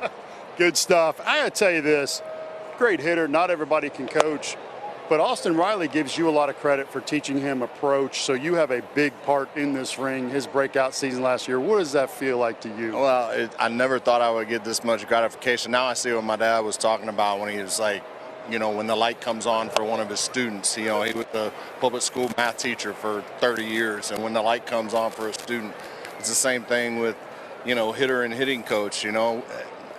Austin's not doing anything differently mechanically. We just changed the sights a little bit. We got him to think more a little right center as opposed to from left center to the left field foul pole. He's staying on balls longer, more walks, less strikeouts, more balls in play, more balls he puts in play, more balls go out of the ballpark. You make it sound so simple. How do you like the team so far? I know we're only 3 days in, new first baseman, still looks like we got some energy. Yeah, I mean, we're going to have some inconsistencies here at the beginning of the season. Obviously not a full spring training, so as you saw today, Ian Anderson struggled with his release point and, hadn't quite got there yet. Let me tell you something, as long as he's dialed in come October, like he has been the last 2 Octobers, I think we'll take it. It's going to take some time for, the guys to kind of settle in offensively, but got a couple guys off to some good starts, some guys off to some slow starts. That's just the way it goes early on in the season. I remember sitting on a bus with you, we talking about some great pitchers, and I remember as a pitcher just trying to bunt, and you would just turn at me and laugh because it didn't matter who was on the mound, you would have them figured out. As we see a home run there, Stevenson, hometown product. What would you do with Hunter Green throwing an easy 101 miles an hour? I'd be awfully glad there's a universal DH because I'd hate to see him at the plate. I mean, I got a future Hall of Famer sitting right behind me, and CC Sabathia, and he knows Hunter Green real well, so we've been talking the whole day. It's free and easy, 100, the secondary stuff, he seems to have a really good feel for, and it's only going to get better because 100 comes really easy to him. He's not out there maxing out every single pitch at 100, 101 miles an hour. It's free and easy, so they made a good pick in Hunter Green. I'd like to have him in the red, white, and blue of the Braves, but unfortunately we're going to have to see him for a while in the Reds uniform. Last one from me, and I'll let you go. Who is this young man right down here? This is Ridge. This is my youngest. Ridge, come here. And his big thing today was seeing the tool race, which just took place. So he's happy to fill the bucket. Came along, and this is Coop. So these are my 2 youngest ones. And you guys love going to the Braves games? Yeah. All right. You picked the winner in the tool race. Fill the bucket. Bucket. Chipper Jones, everybody, spending time with his family down here, 3 rows back. One of the greatest hitters of all time, great teammate, now an excellent coach. Back to you guys. Thanks, Bertie. Man, oh man, do Chipper's sons look like Chipper's dad. Yes, they do. Holy smokes. Chipper's got his hands full today, yes, doesn't he? Does. Getting a ring, Yeah. chasing the kids. It's so great to see Chipper and all the other former Braves when they're at the ballpark. Greg McMichael does such a fantastic job with the alumni program, bringing guys in. Today, Mark Wohlers was out on the plaza stage. Mike Devereaux. Before the game. That's tradition here on Sundays. So if you're in the neighborhood and have a ticket, come on out, enjoy the Battery, go ask some questions out on the plaza in front of the Omni Hotel. As I'm sure it'll be an easy invite for Greg McMichael this year to get guys to come out with packed houses here all summer long. Absolutely. I think back to the World Series last year, games 3, 4, 5, seeing the faces of guys you haven't seen in forever coming back. It's a good time to be a Braves fan right now. You're in a nice little sweet spot where you got a good baseball team, a fun baseball team to watch, and be another great year. 0-2 pitch to Moran. I think the most exciting part of it, Jeff, is when you look at the ages of these guys on the Braves team, the window of opportunity for this franchise is not just a sliver when I talk about it being open, it's wide open. Yep. Ozzie Albies, 25 years old, 5 career opening day rosters. For example, as this one is caught by Ozzie. Long throw, and Olsen handles the long hop. Pretty play on both ends. We'll talk more about this young but experienced Braves team as we continue in the home 5th. The Stevenson homer extends the Reds lead back to 5 again. It's 6-1 Cincinnati in game 4.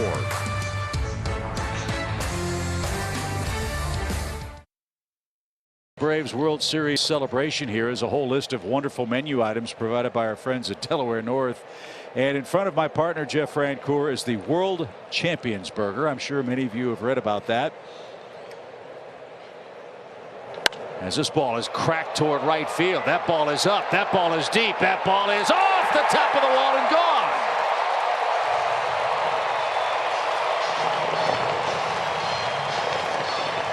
Travis d'Arnaud doesn't waste any time. First homer allowed by Hunter Green. Braves get that run back. It's now 6-2. Now you throw it that hard, all you got to do is get the bat head out on it, and that's what Travis d'Arnaud did. It's a smart move. The way the ball flies here to right field, no need to try to pull the ball. He just went with it. Pitcher provides he the put power. it right there over the plate. And gosh, Travis's swing looks really good right now. So here come the Braves in the 5th inning. Matt Olson likes that. As Hunter Green back to work with Dansby the hitter. And that skips up there. So the World Champions Burger, Jeff, I'm getting you ready for the taste test. $151. It's a Wagyu beef patty topped with Tillamook cheddar cheese, a cold water Maine lobster tail. This is the part that's intriguing. I've always said Jeff is good as gold through and through. 23-karat gold-wrapped Hudson Valley foie gras, fresh bib lettuce, the heirloom tomato on a brioche bun served with Parmesan fries. And if you have a spare $25,000 laying around the couch, you can get an authentic World Series ring and the World Champions Burger. Perfect. What do you think? That's a big burger. Let's go. Here's your opportunity. They've a nice napkin, got a knife and fork. I'm going to move my limbs out of the way. I've seen you. Well, I'm going to have to eat it between innings, but I'm going to take one big bite for you here. Thank okay? you. All right. Here we go. Don't drip on your shirt. Oh, look at that.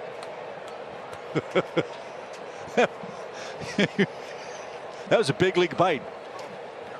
What do you expect? Strike to Dansby, 3 balls and a strike. All right. With all that great stuff, it's got to taste great, doesn't it? Phenomenal. Don't talk with your mouth full. Yeah, well, what do you want me to do? Big fan of the lobster tail. I'm sure. Dansby takes a shot at right. That's curling down the line into the seats foul. I'm a big fan of eggs on hamburgers. I think it's good. Fantastic. Yep. That's solid right there. Tell you what, I'm going to scrape the 23-karat gold leaf off the floor. Of course you are. You going to sell it? Yeah, I need to take that home. Oh, man. I'll tell you what, they take care of us good up here. They keep us full. There's no doubt about that. Folks at Delaware North are great to us. Popped out of play foul. It's a good mixture, I'll say that. Yeah. There's a lot of stuff on it, but it was between innings. I'll be back into it. I can promise you that. Feast fit for a world champion. Absolutely. And 2-time state champion. Let's not forget that part.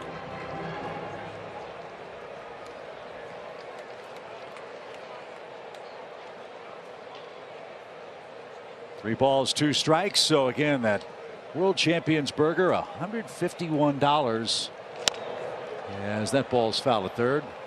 And quite honestly, you could split that with 4 of your friends and be more than satisfied. So again, thanks to Delaware North. We'll be featuring all the food options here at Truist Park all summer long. And then Jeff and I will be joining Weight Watchers. God, what a great day. You get a ring, you get a hammer, a burger. And we're going to watch the Braves come back. That's right. See, there's an example of Stevenson in that pitch con working a little too quickly. Look, I think it's I think the catcher's going to have to get used to it too, just because of how quick it goes. 3-2. Strike 3 outside corner. Dansby thought it was off the plate. So 1 in, 1 out. Again, the d'Arnaud swing, a thing of beauty. Yeah, you just let it get there. 100 miles per hour right to the outside. He's giving it to Matt Olson. He is. You'll see Matt on the top step. He's let him know how to run. I love Matt's not going to live that down for a little bit. I love what he said. The catcher's telling you how to run. That's not a good thing. No.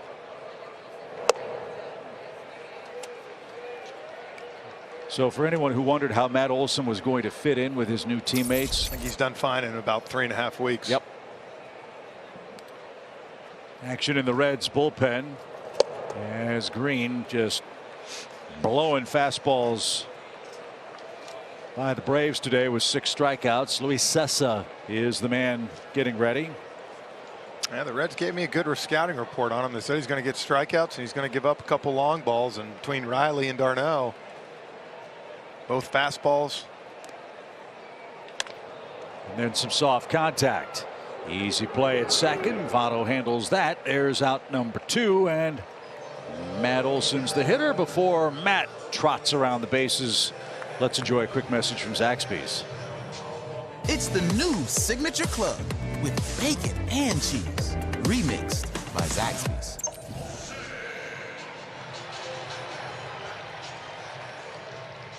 Well, Olson will forever be mentioned with Hunter Green. That was Hunter's first strikeout victim. Matt got the first ever hit in the big leagues against Hunter Green. And if the Reds are trying to build their franchise around young starting pitching, we've seen some real good ones in this series. Tyler Mahle on opening day. Jeff mentioned Castillo, who's hurt. Vladimir Gutierrez was pretty tough last night. Raver San Martin is still a very good prospect for the Reds. And they're going to have to pitch if they're going to hang in there with the Cardinals and the Brewers and even the Cubs in the National League Central and be relevant this year. And the Reds just a couple of years ago made it to postseason play and were shut out by the Braves in a 2-game series sweep. This ball hammered center. Senzel on the run, still going. Goodbye. He is going to trot around the bases. First Atlanta homer from Matt Olson.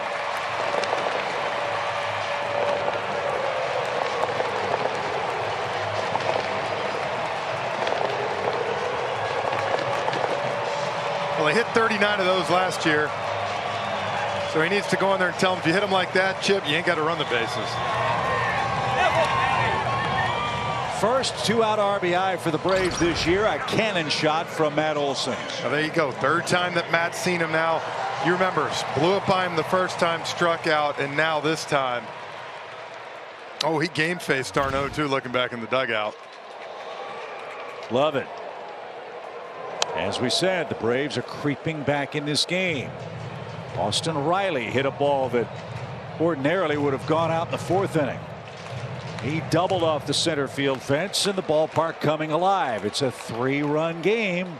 Braves are doing Braves things today, hitting homers and trying to mount a comeback. Again, Green has to get through this 5th inning with the lead for a chance to win his big league debut. And I think by keeping him in after Olson, you're seeing Dave Bell wants to give his young guy here a chance to get that win. A ball and a strike. 2 hooks in this 3-pitch sequence, and Riley behind in the count. Ball starting to fly here in Atlanta. 3 homers today. Much warmer afternoon. 68 degrees at first pitch. Now that ball was hit on a line too. 110.8 off the bat, and I mean it didn't even. Get above 20 feet probably. 20 yards. It was smoked.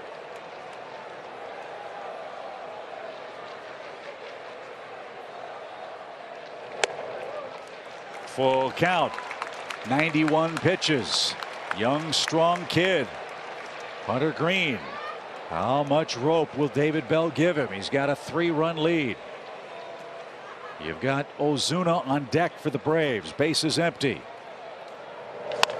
Fly ball hit hard toward left, but this one's going to be caught.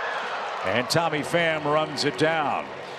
Travis d'Arnaud, first pitch homer, led off the 5th inning, his first of the year. And then Matt Olson, part of his 2-hit day. 7 hits for Matt in the series, his first Braves homer. And Atlanta has cut the Reds' lead in half. After 5, it's 6-3.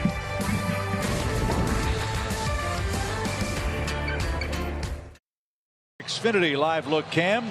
Braves trying to mount a comeback today. Reds got a 5-run third inning, added a run in the 6th inning. 2 solo homers for the Bravos in the 5th inning makes it 6-3 Cincinnati, as Sean Newcomb goes back to work for his 3rd full inning of relief. Sean gave up the Stevenson homer in the 5th. One of 2 hits he's allowed in relief of Ian Anderson, who lasted 2 2/3 in his debut for the Braves today. So here we are, partner. It looks like it's going to be a battle of the bullpens. Braves have 12 outs left. They need 3 to tie, 4 to take the lead. And you know, credit Newcomb. Besides that home run, Chip, he's done a good job of keeping the Reds at bay and giving this offense a chance to catch up. Like you said, you got 3 runs off the young righty. He's out of the game now, so they got 4 innings they got to handle for that bullpen down there. 12 outs. This is a good offense. Well, that's an inauspicious start. Kyle Farmer, a 4-pitch walk. And he's aboard for the 2nd time. Look, you just got 2 runs. You need a shutdown inning from Sean. Momentum in the Braves dugout right now. And the surest way to spoil the party is to keep walking people. The Braves have issued 6 walks in the game today. And Jake Fraley, the hitter. But first, a message from our friends at Delta.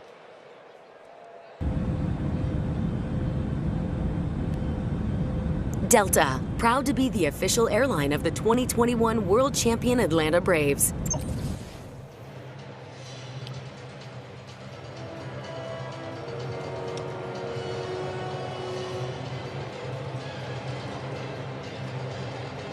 Greg Kranitz talking over strategy with Sean Newcomb and Travis d'Arnaud.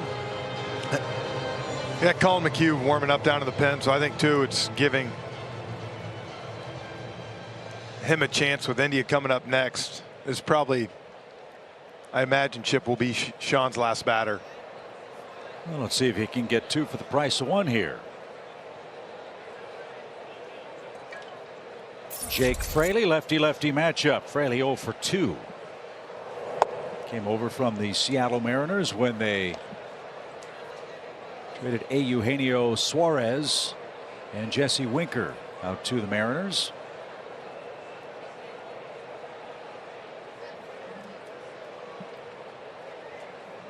One 0 count instead to first.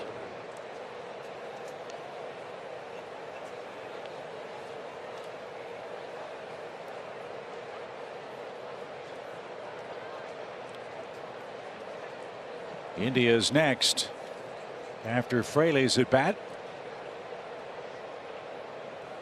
Runner goes, got a good jump, pitches a ball, throw to second is a little late.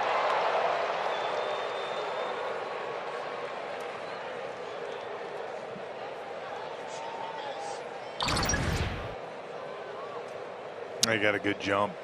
That was really great throw by d'Arnaud right on the bag, but that kind of jump never had a chance. That's something we might see more of this year and next year with the bigger bases. Might see more stolen base attempts. 2 balls, no strikes. Let's try to get a run back here with the bottom then top of the order coming up.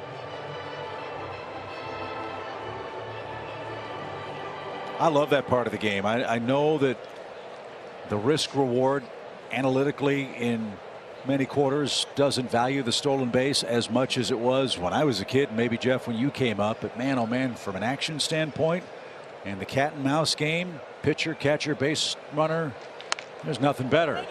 As the Reds play fundamental baseball, Newcomb was late to the bag. Did he get his man? What's the call at first? Safe or out? Called him out. It's a late call. From up here, I'm not going to lie to you, it looked like he might have beat it out. I thought so. I didn't see a call from the first base umpire, Jerry Lane. He was trying to get out of the way. Newcomb was late. Oh, he beat that play. Unless he tagged him. Did Newcomb tag him? That's what we couldn't see from that angle. Yeah, he you couldn't see it. That's why I thought the same thing. I'm like, what are they looking at? So Fraley did his job. He advances Farmer on the 3-1 putout. And Colin McHugh will relieve Sean Newcomb at 6-3 Cincinnati.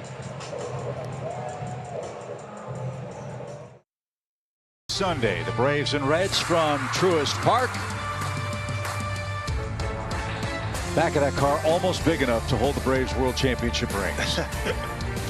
Beautiful car, beautiful day, great crowd. Atlanta trying to come back and win the series outright head-to-head with Cincinnati. They're down 6-3, and Colin McHugh's job, find a way to keep Kyle Farmer at third base with one man out.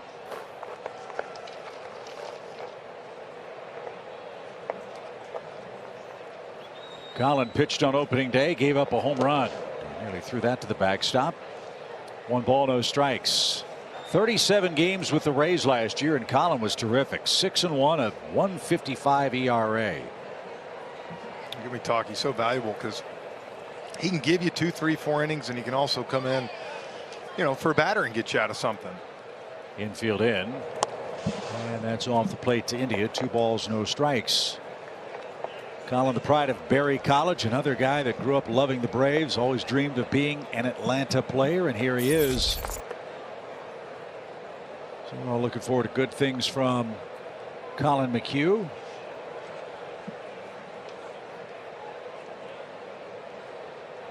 He's been with the Mets, the Rockies, the Astros, and as I mentioned, Tampa Bay.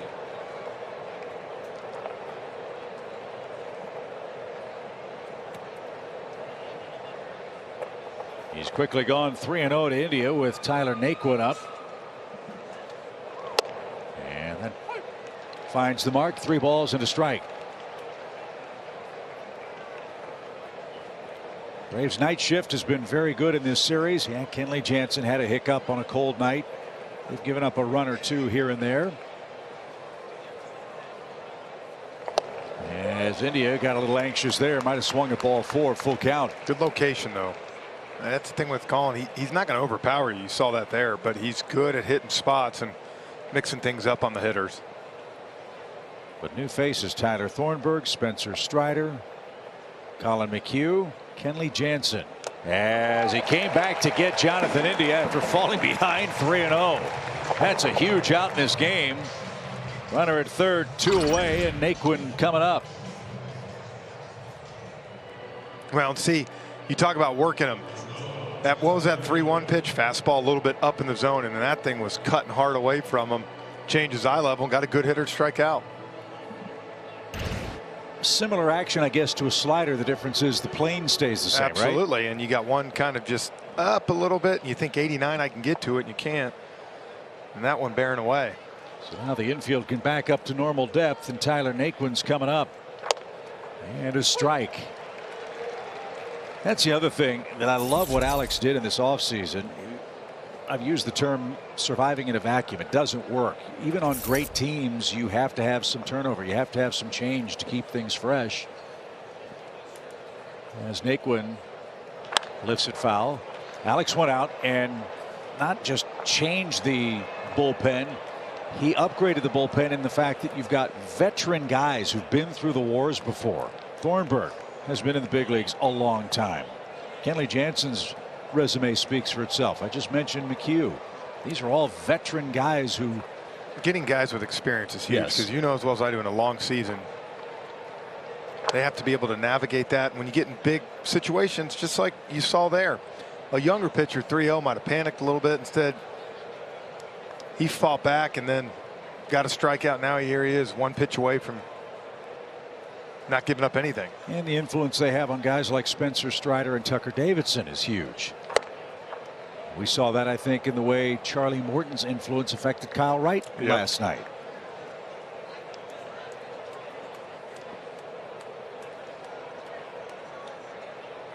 Two balls, 2 strikes for Naquin. Tommy Pham on deck. The Braves want to see him in the 7th. 6-3 game. And a swing and a miss. Wow, he carved up Naquin, who almost fell down. He swung so hard. McHugh in his 2nd appearance was terrific. The old ethos.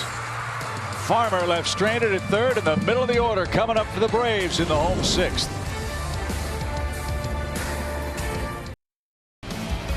Well, fans, it's time to go inside the numbers. It's brought to you by Hyundai. Marcell Ozuna is back. This, Jeff, is what he's done when healthy over the last 2 seasons for the Braves, including postseason play. Yeah, we saw last night him come alive with 3 hits, those 2 doubles. We know the power. And you talk about, look at the bottom with average runner in scoring position, 343. Able to come up with some big hits in big situations. Yeah, I think that's something else we should be excited about. Ozuna and Acuna last year combined to play 130 games. Yeah, so you add them to the mix. Ronald, hopefully sooner than later. And that's one thing you look at what the Braves offensively have been able to do this first series and get going. Like you said, you're about to add one of the most dynamic players in baseball to that lineup too. Well, this is Luis Cessa, the former Yankee. Rubber-armed reliever with good numbers. The Reds bullpen has been impressive with a lot of power, a lot of strikeouts in the first 3 games.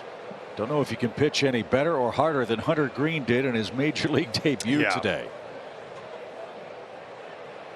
Line, and he just pulled it foul. Ozuna missed a double by a foot.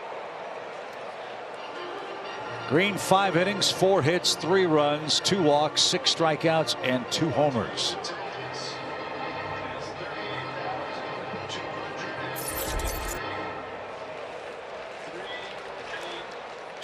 38,233 the paid attendance at Truist Park today. Yeah, great crowds all weekend. And now an 0-2 pitch for Marcel is high. It's 1-2.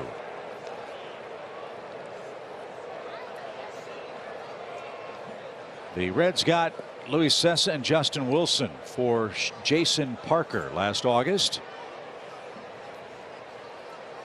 Another veteran guy to help some of their youngsters in their bullpen. As that misses high. To Jeff's point earlier, veteran guys with young teams really important. We've got what 17, 18 new faces on their opening day roster. Last year had 9 guys make their big league debuts. They'll lean on Luis Cessa and Justin Wilson a lot this year. 2-2 pitch. And Marcel's run it full. Need a rally, get a base runner, and here we go. We're in the home 6th.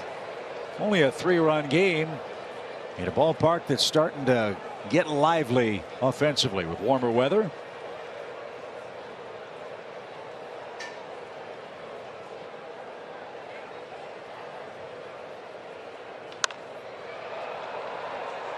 And curling foul to the right side. That fan was from Macon, Georgia. About an hour down the road, not a bad ride. Sometimes 475 gets a little dicey, but hopefully smooth sailing for everybody after the game today. 3 balls, 2 strikes. And it's tipped and caught. Ozuna got a hanger and couldn't connect. So long sequence goes Cessa's way. Ozuna strikes out, 1 away. Man, that was one of the ones that almost just kind of hang too much and just tipped it. I know Glav had said, Birdie has said the same thing too. I don't know if that ball backed up or not, but every pitcher dreams that they could make that happen. If they knew how to do that, they'd never get hit. Well, here's Ozzie. He's walked twice in today's game. See if he can make some hard contact. Reds play him as a pull hitter from the left side. He tried to yank one to the chop house and came up empty. Strike 1.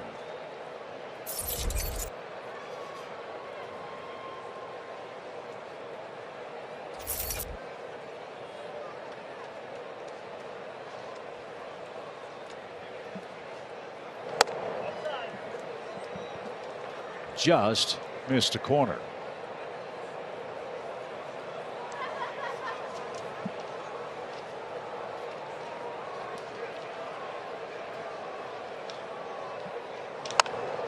Popped up, shallow center. Farmer going out, still going. Wind pushed that into shallow left center field. And Ozzie's retired, 2 outs. Adam Duvall, the hitter.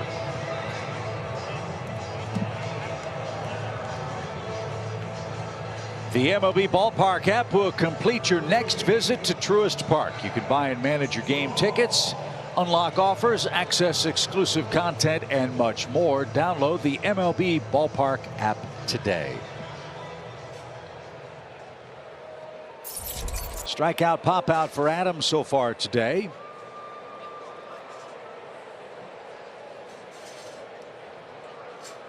Base is empty for him, 2 out. Adams struggled with that slider so far today, even with Green. And that's, you know, something we talk about the pitchers not having time. I'm sure for Duvall, I know myself, that obviously was a pitch that gave me a lot of trouble. If you don't see it enough in spring training, it's tough sometimes to recognize it early. Threw him another one. This time he took it. That time more of the curveball. Sessa's got a spring training number. What the heck's up with that? 85. He likes it. No balls, 2 strikes. With the bases empty for Adam. And he reached for that one and pops it up again. This time India drifts out and makes the over the shoulder grab in straightaway center. A 1-2-3 for Luis Sessa. We're through 6 in Atlanta. Reds 6, Braves 3. Nationals are playing. Mark Canha with a shot to right, just out of reach of Juan Soto. Escobar comes around to score for the Mets, and they take the lead against Eric Fetty. By the way, the Nats, a little different look. They've got their cherry blossom alternative uniforms. A little different. I like it, though. That's a hard game to pick a team to root for, right? You got the Mets, you got the Nationals. The Nats. Really? You know how good the Mets are going to be this year. Pull for the Nats. True. That's true. But even that's hard. As Tommy Pham leads off the 7th against McHugh. That's in for a strike.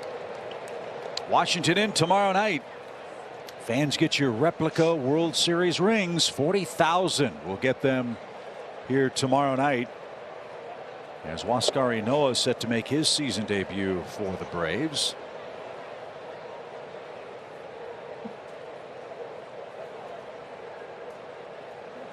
So great seeing the kids at the ballpark having a blast. You drive around town, Braves gear is everywhere. I heard Derek Schiller, the Braves president and CEO, say, hey, it's been a long time since the Braves were at the top of the baseball mountain, and here they are.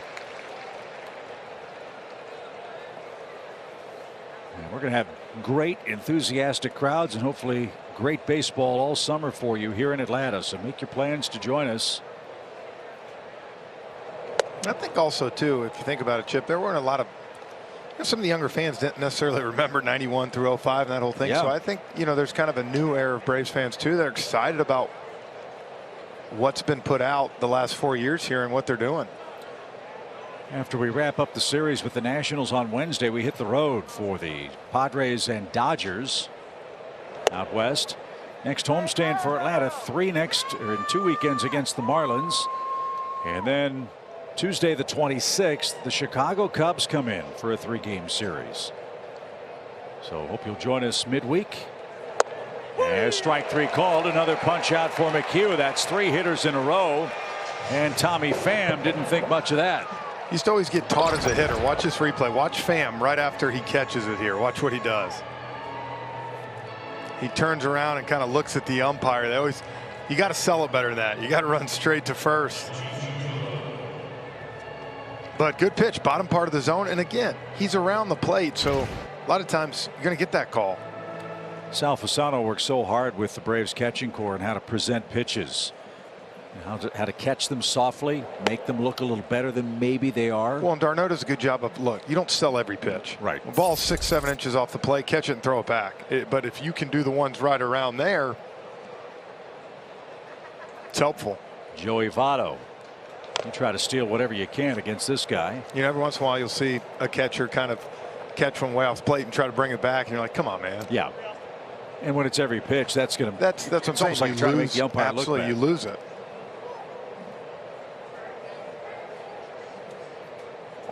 Interesting note on the Reds and Joey Votto, who's on the back end of a long-term contract. Cincinnati Reds do not have a guaranteed contract for their players in 2024. There are options, including one for Joey Votto, but nothing guaranteed for Cincinnati.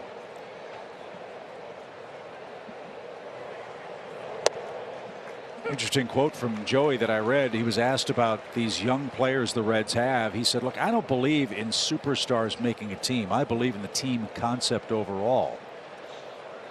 And the crux of that conversation was, does he envision finishing his career in Cincinnati? Obviously, he'd like to be able to do that, but he understands that the cold-natured business of baseball is you got to do what's right for the organization. Yeah. Another good slider here by McHugh. But my point is, when you think of the Cincinnati Reds, for me at least, that's exactly who you think of first. How do you control Votto in a 3 or 4 game series? Yeah, it's tough. And for him, if you feel that you're getting towards the back end of your career too, do you want a chance to win one more place, you know?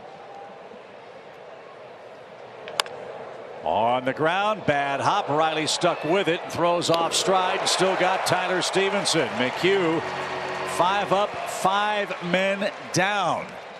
Good work for him. Hope you'll stick around for the stretch. It's presented by Synovus. The gang will break down what's been a terrific opening weekend here in Atlanta as we start Champions Week. So many great traditions have continued at the ballpark. We have begun some new ones as well.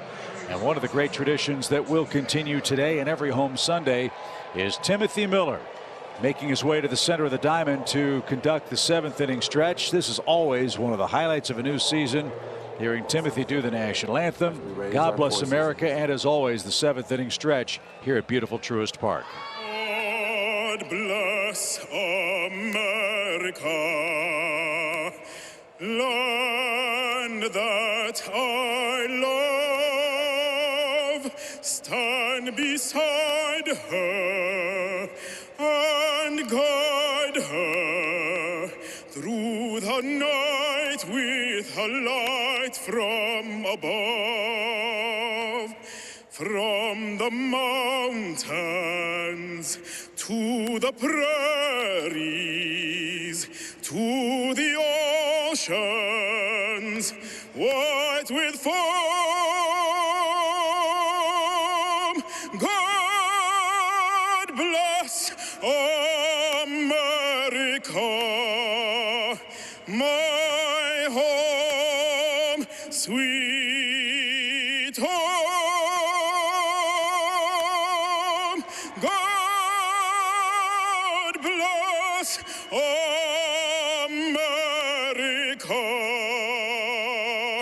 my home, sweet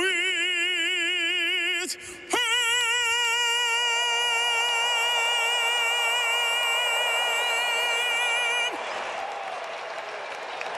Nobody does it better than Timothy Miller.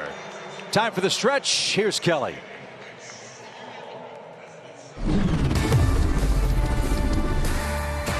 The Stretch is brought to you by Synovus, the bank that helps you get there.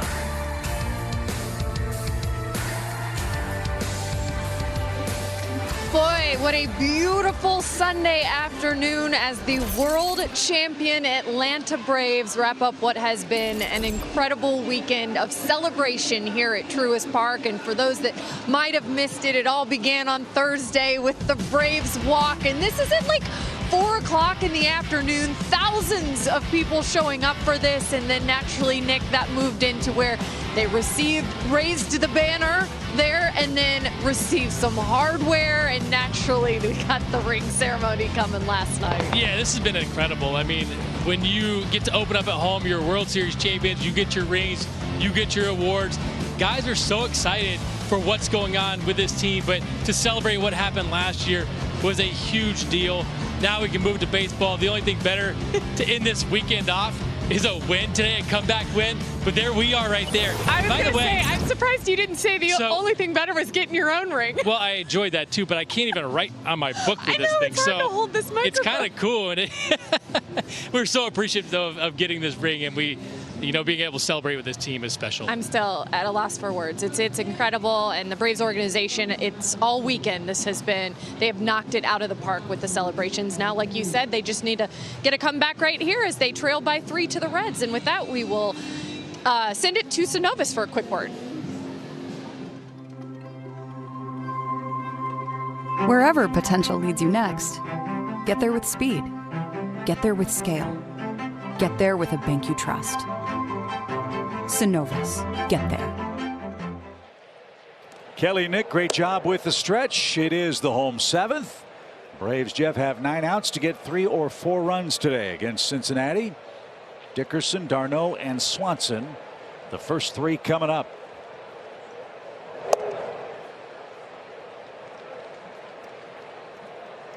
Even a run here, you know, you love 3, but you keep chipping away and you give yourself a chance late innings.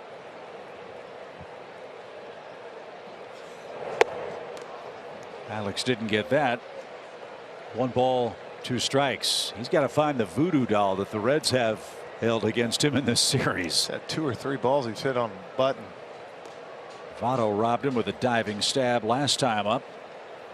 That came with a couple of runners aboard and 2 outs. And he's hugging the line here as Alex takes low. 2 balls, 2 strikes. Matt Olson's hit his first Braves homer. 2 more hits for him. d'Arnaud hit a homer off the bricks in right. Braves try to chip away. Just 9 total hits in the game. Hunter Green was excellent in his first start. Ian Anderson didn't have it today for the Braves. Sean Newcomb, an excellent job of keeping the Braves in the game. McHugh, an inning and 2/3 with 4 strikeouts and no base runners. The Braves trying to hold the Reds at bay long enough for the offense to get back to work and complete the comeback, which is a trademark of this team. And a full count for Alex Dickerson.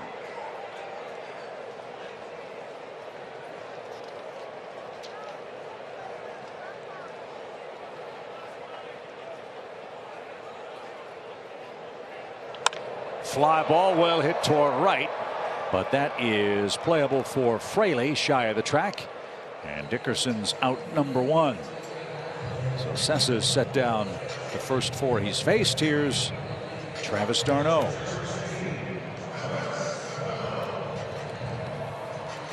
I'm calling it versus the Nats. Dickerson's going to get a couple bloopers. He's owed a couple. They all even out, don't they? At least they say they do. Seem to, yeah. It is so true, though. You always remember the ones that are smoked right at someone. You never remember the bloop single for 2 RBIs. Everything to right field for d'Arnaud. It's because Hunter Green was throwing 101 miles an hour today. And that one is out of play, foul. Strike 1.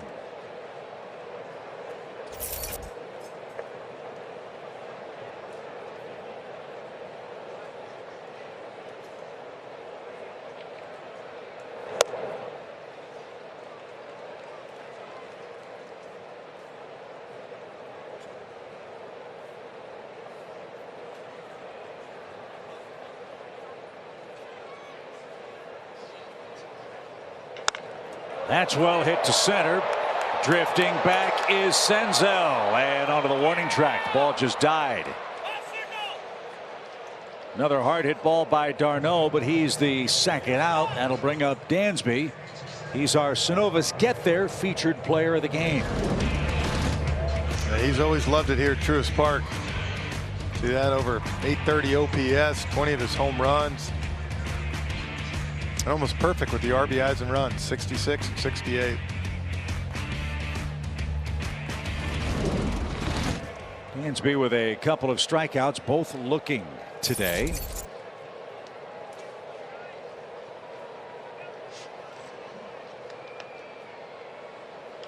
And he puts this one in play and shoots it to right field. That's a good sign for the Braves shortstop.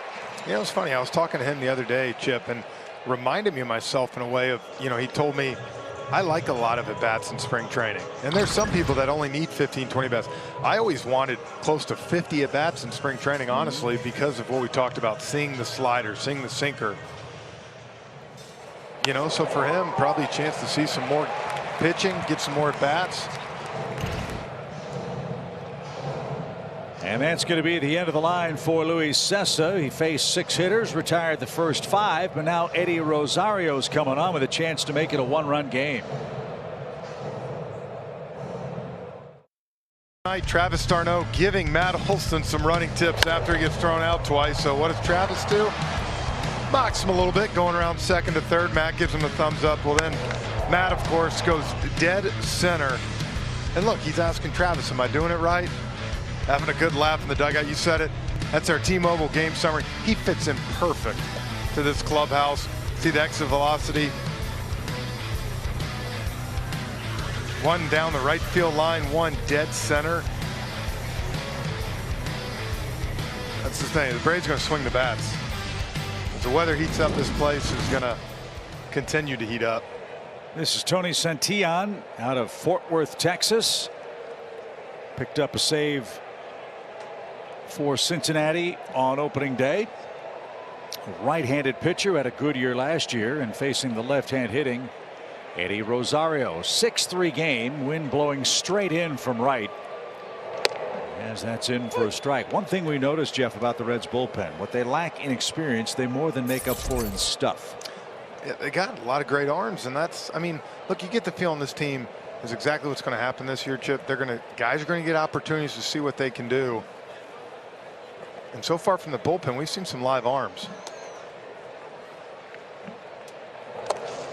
9 players for the Reds with less than a year of service time.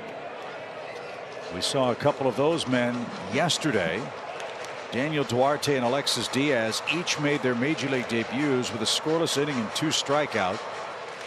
First time that's happened for the Reds in over 100 years. So they are going young, but the youngsters are pretty darn good. 1 ball, 1 strike. On the ground, and a tricky hop, bobbled for a moment, but the peg to first is in plenty of time, and Santillan bails out Sessa. We're through 7. It's 6-3 Reds.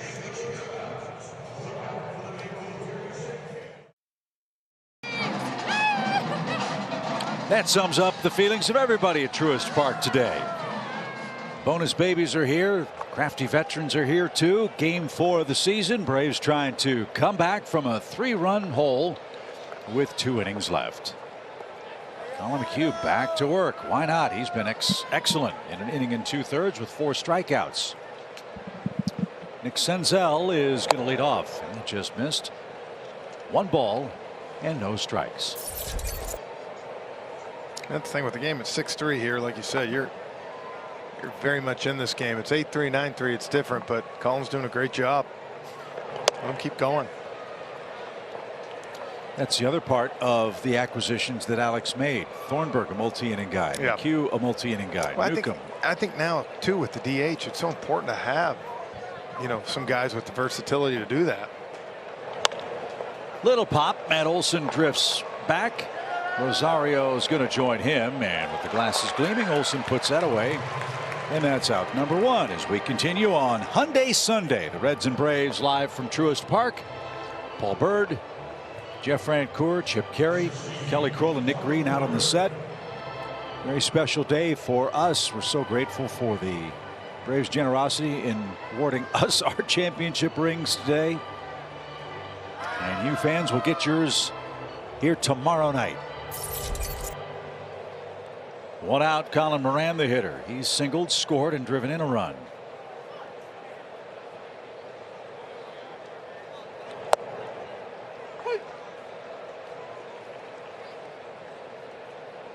When the Braves come up in the 8th inning, they'll have their 2, 3, 4 hitters coming up. Olson, Riley, and Ozuna.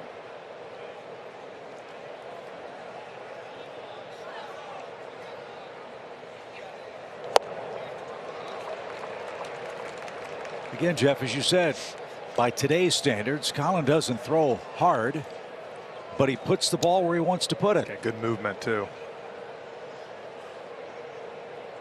It's a great lesson as Colin Moran digs in and takes upstairs. Our great stat man Hal Golema in between innings mentioned it seems like McHugh's kind of the modern day version of Josh Tomlin for this team.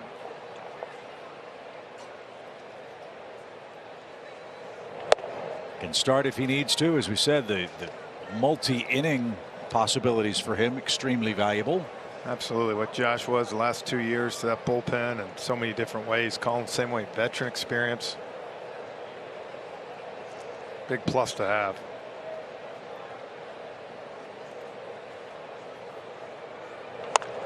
That's pulled foul.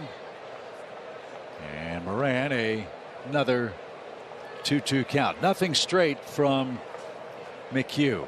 Slider, cutter, slider. Yeah. So battle of the Collins here in inning number 8.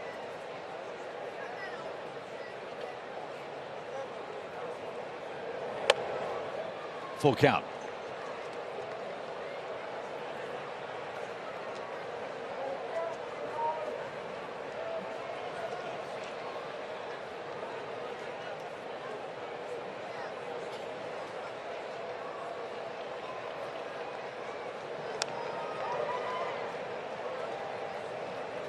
Nice battle here.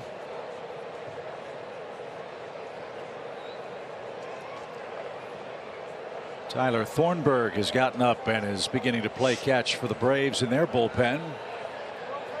Nobody up for the Reds. Santillan is going to face Matt Olson, Austin Riley, and Marcell Ozuna. When we get there, a swing and a miss. Moran upset. He chased ball 4. 5 strikeouts for McHugh in 2 1/3 innings. Look at that. I mean, just gets him to expand a little bit with that backdoor cutter. What a great appearance for Colin today. Terrific. 2 1/3 innings, 5 strikeouts, and he will give way to Tyler Thornburg in the Cincinnati 8th.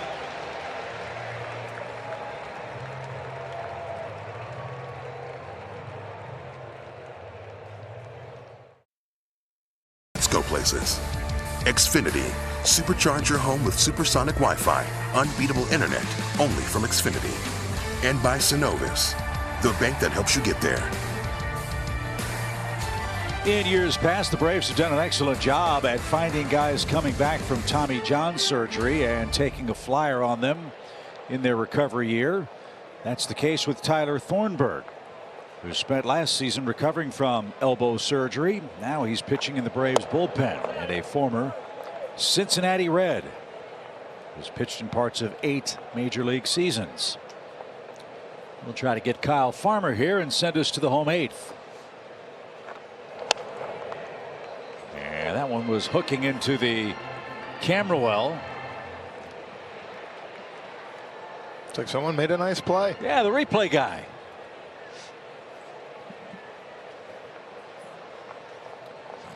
On further review, he should have used his right hand to make the catch. Pitch. David's all right, though, it appears. And Farmer behind, 1 ball, 2 strikes. Anyway, David kind of looks like Conan O'Brien, doesn't he? The hair's not up enough. No, but you see where I'm headed, right? Yeah, 100%.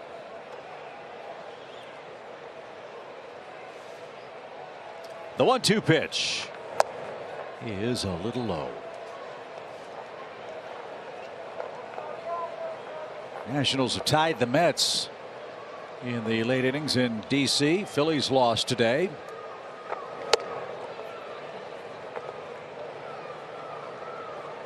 And Washington here Monday, Tuesday, then Wednesday afternoon, and a West Coast trip coming up for Atlanta.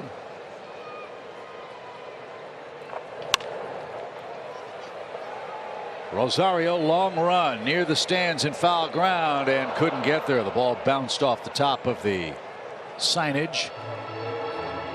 And a swing on the house for Kyle Farmer. I was going to have a chance, and it just kind of kept creeping over there. That's hard, too, when the shadows start coming and you're going from the sun to shadow.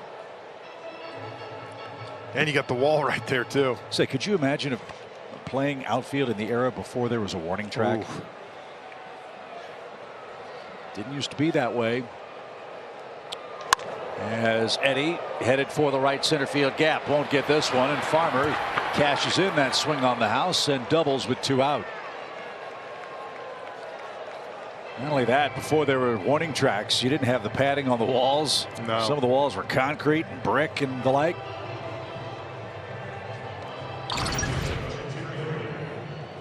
So Farmer with a 2-hit, 1-walk, 2 RBI day, trying to make things tougher on the Braves. He's in scoring position for Fraley with 2 out.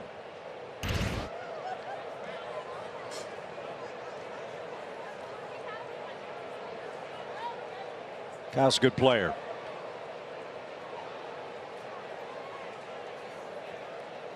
Fraley is hitless on the day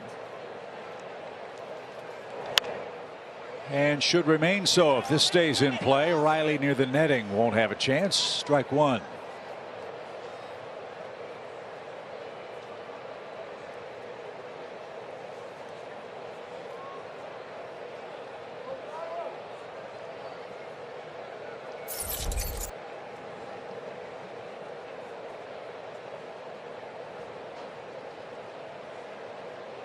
Big run to cut off here in the 8th inning.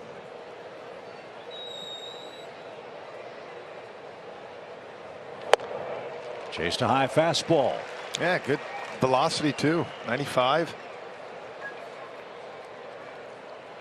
Had some good years. If he can get healthy or show he's healthy, put it that way, Chip. Another big piece of that pen. No doubt. 2 strikes for Fraley. I'm always amazed at how many guys have come back from Tommy John surgery, including Hunter Green, the Red starter today. Thornburg, Tommy John surgery. You're almost surprised when a man struggles after the surgery rather than that he's had it in the first place. Yeah. It's almost more common that guys are going to get it at some point than not. 1 ball, 2 strikes. And I firmly believe that by virtue of the groundbreaking surgery that has saved so many careers and his amazing work on the mound, that Tommy John's a guy that ought to be in Cooperstown. Yeah, right. I think he had more wins after the surgery than before. We're darn close to it. 2 balls, 2 strikes to Fraley. And again off the netting foul.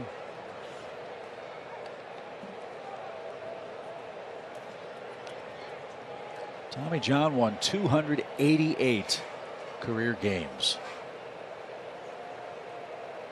I believe it was Dr. Frank Jobe who designed that experimental surgery to replace the elbow ligament, and Tommy John was able to come back from it.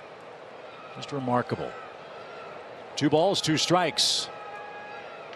Struck him out looking. Fraley takes a 3rd strike to end the Cincinnati 8th. All right, Bravos, you got 6 outs left. The 2, 3, 4 hitters are coming up. Olson's already homered. Riley's hit the ball hard, and Ozuna has a ribby too.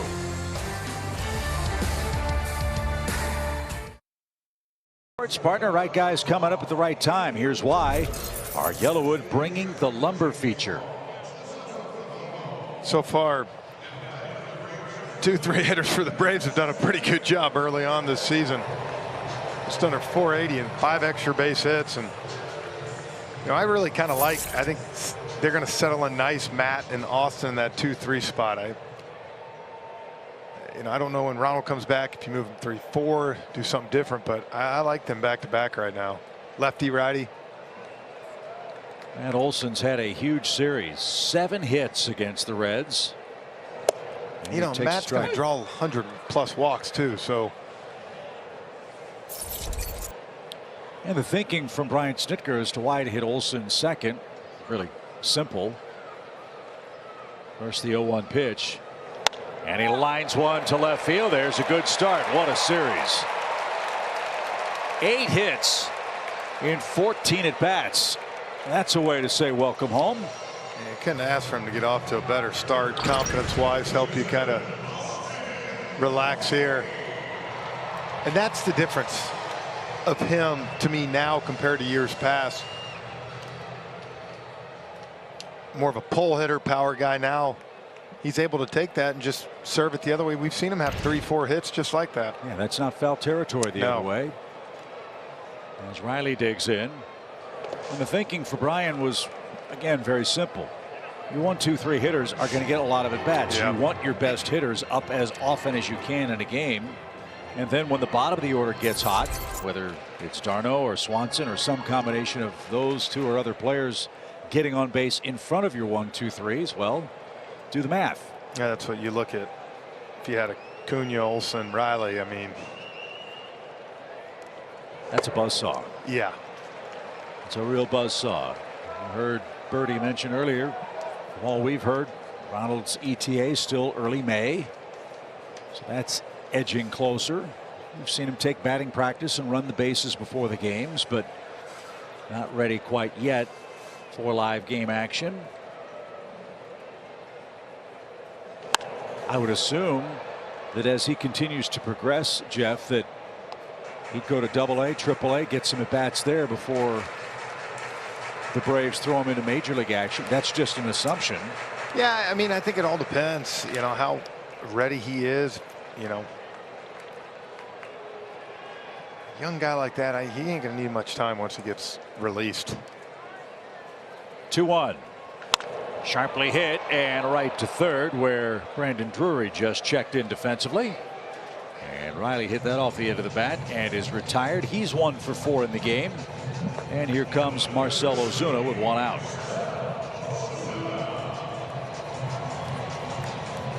So if you're thinking, let's just play devil's advocate. First week of May, Braves have an off day on the 5th. The Brewers are the first team in during a long homestand. That might be a spot where you see Ronald. Milwaukee for 3, Boston for 2, San Diego for 3. I think it's hard because you watch him hit BP, everything else. I mean, you feel like he's probably ready now, but they're going to obviously take a cautious approach. And when you have this kind of team, you know, look, you saw it last year. You know, they were able to run the table without Ronald. So, I mean, obviously you want him in the lineup, but you want to make sure when he's back, he's healthy and he doesn't have to take a step back. And like you said, knowing how, you know, he's going to play wide open. So it's not like you can tell him, hey, you need to make sure you calm it a little bit. That's what we asked earlier during our spring training telecast. Have you guys found a seatbelt strong enough to keep him? Because once, like you said, once you kind of pull that string off, he's gone. A ball and a strike for Ozuna. Matt Olson, another 3-hit day, is at first for the Braves. Jammed in, a little pop into right, but that's going to carry out. And Ozuna's retired. 2 outs. And Ozzie Albies.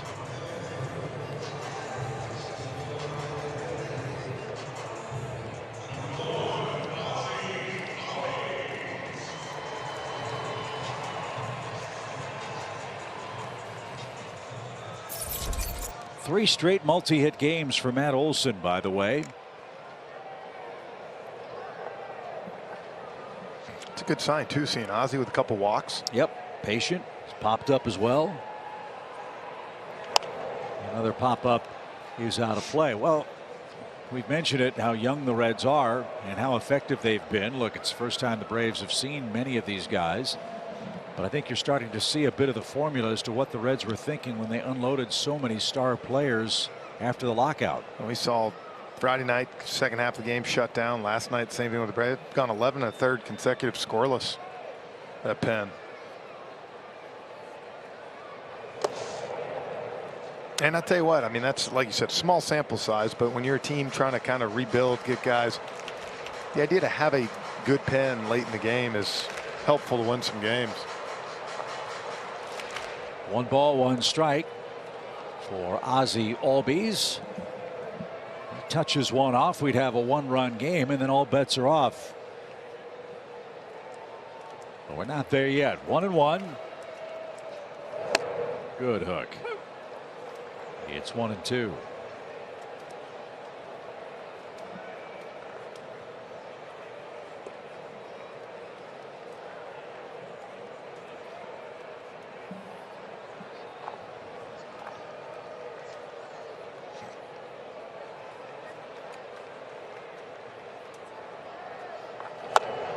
Chopped foul at the plate. A little emergency hack. Yep. But he's really good at that, even when it's not an emergency. You know, almost like Kelly Kroll making a backhand tennis shot, you know, just sort of a forehand volley. Ozzy's really good at putting the ball in play.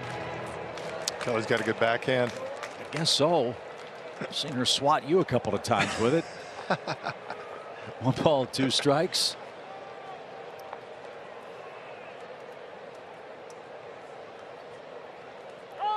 Time called. Late signal. But Santillan did the right thing, went ahead and made the pitch.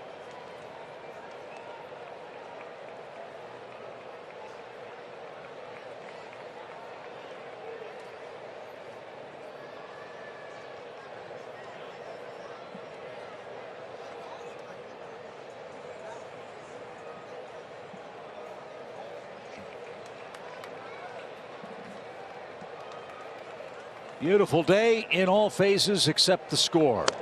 As Ozzy takes strike 3, and that retires the side. The Reds bullpen has been very tough and continues to be after 8.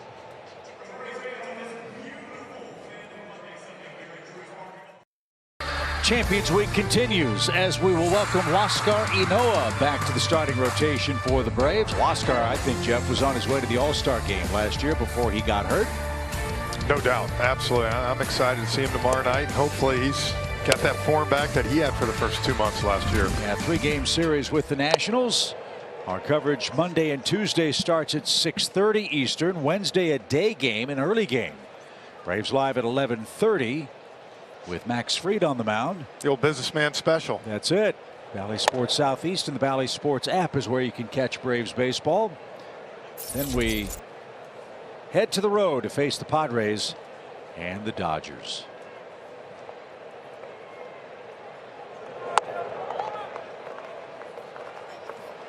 Top of the order for the Reds. India, Naquin and Tommy Pham coming up versus Tyler Thornburg. And an even count for India. This guy's a good player. Funny story about India playing alongside Joey Votto. Jonathan India was in 5th grade when Joey Votto was drafted as a catcher. And now he's playing alongside Joey Votto on the infield.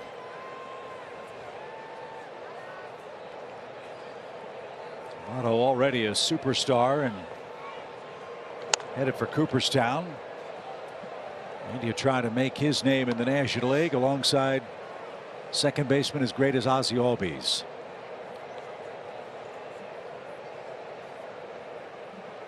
Did he cut his hair?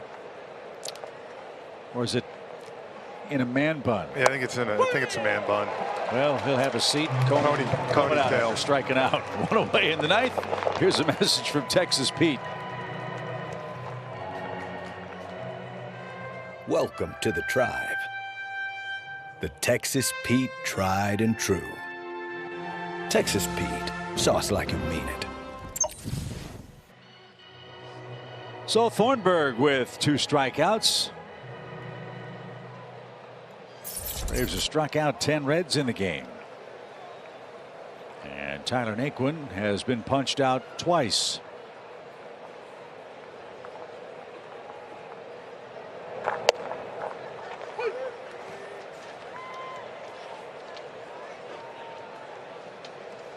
Really, for the Braves, that 3rd inning, top of the 3rd, was the killer so far. 5 runs.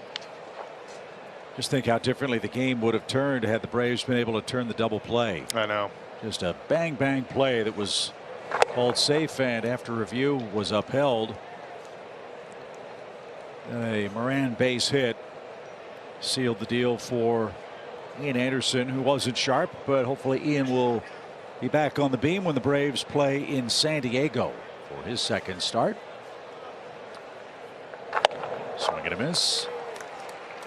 Ball and 2 strikes. Austin Riley again will make the sprint across the diamond. Ozzy Albies telling him to stop. Now he'll move a little closer to second base. Austin never has to worry about getting his Fitbit steps in, does he? He's actually probably one of the guys that's going to be excited about the shift going away. Yeah, he said as much. Saving some calories in spring training. Now you see where Austin stands in shallow right as the rover. The Braves did that shifting a lot more in the second half of the year. That was, I think, instrumental in their surge over 500 after they got to it in early August. Remember, the Braves played .667 baseball over their final 54 games. And Riley showed he could really range and throw from that rover spot in shallow right field. And the thinking there was, as Naquin awaits and golfs it foul, you move Riley over with a pull hitter up, you leave your middle infielders in their normal position where they're more comfortable. Some teams leave or put the third baseman at shortstop and put the shortstop in right field, for example. And then you have two players out of position. Yeah, we've seen Austin over there. He can make all the plays. Nobody's making that one as Naquin laces a single up the middle. So a second hit for Tyler Naquin. Second hit allowed by Thornburg, and Tommy Pham's coming up. See what kind of strike zone he gets after he argued a called third his last time up.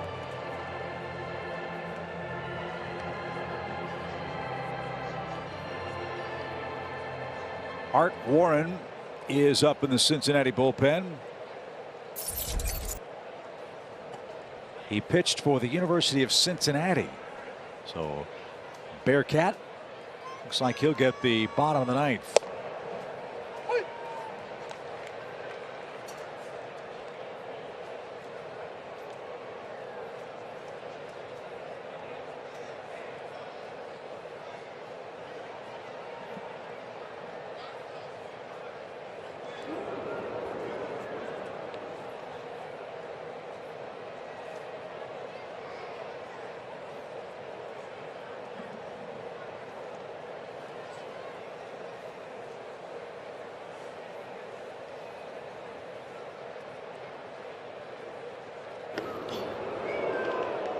That was close. Yeah.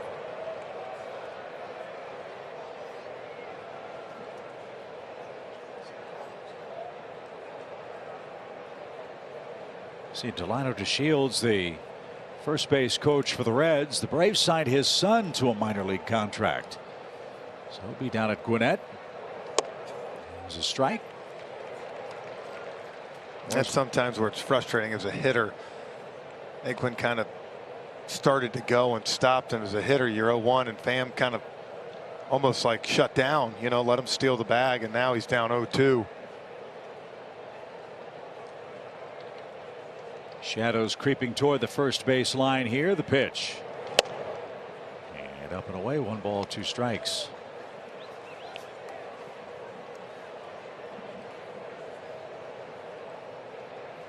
Javal Dickerson d'Arnaud due up in the Atlanta ninth. Braves are running out of outs here in game 4. Runner goes, fly ball left. Ozuna is on the run, shy of the 385 sign. And Tommy Pham hits it hard but is retired. And Pham 0 for 5 and 0 for the Atlanta series. 2 outs, 1 more man to get, but that man is Joey Votto.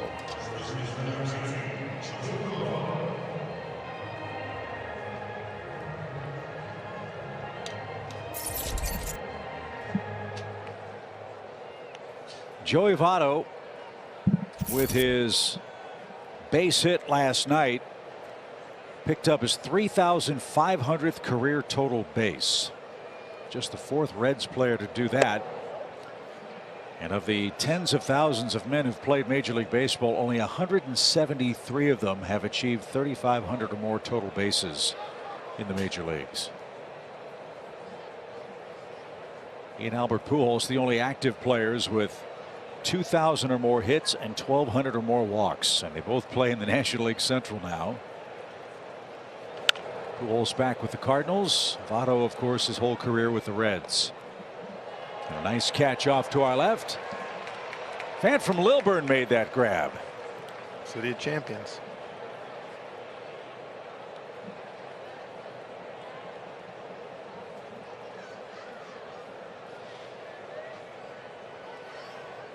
You couldn't resist, could you? 1 ball, 1 strike.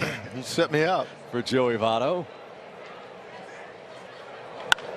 Fly ball shallow center. And Adam Duvall will put the squeeze on that. Tip your cap to the Braves bullpen. They gave up 1 run in 6+ innings today. Opening week is presented by FTX, the official crypto exchange of MLB. The Georgia Lottery. Today could be the day. And by Yellowwood. If it doesn't have this yellow tag, you don't want it. In the 3rd inning with our championship rings. Nick Green, Jeff Francoeur, Kelly Kroll, Paul Bird, and I'm just beyond humbled and overwhelmed and incredibly grateful. It was awesome. And then, and I think that was when Derek came in and showed the replica ring too, though. I mean, that's a legit replica ring. It's good. It's the top one there. It's a big deal, folks. It is. And 40,000 fans expected to be here tomorrow night. If you're one of them, you'll get that replica ring when the Braves open up with the Washington Nationals. And I think it's great. So what, they're going to do it 2 more times this year too. Yep. So that'll be awesome. Part of our Champions Week celebration. There were quite frankly too many ceremonies to give away replica rings this first weekend. And with the work week starting tomorrow, I think that's a great idea. Yeah, give it to your kids. Let them rock it at school. Heck yeah. As you see, Art Warren, as we mentioned, the pride of the University of Cincinnati. He's on with a 3-run lead. Another one of the 9 Reds pitchers with less than a year of big league experience. And that missed high. 1 ball, no strikes. Did not allow a run in each of his last 17 appearances last year. Pretty good finish. Yes, sir. This is where it gets tough too. You see the shadow starting to creep right over home plate. Popped up right side. Votto gives chase into the shadows and to the netting and into the front row seats. That's a fan from Ackworth that made the grab.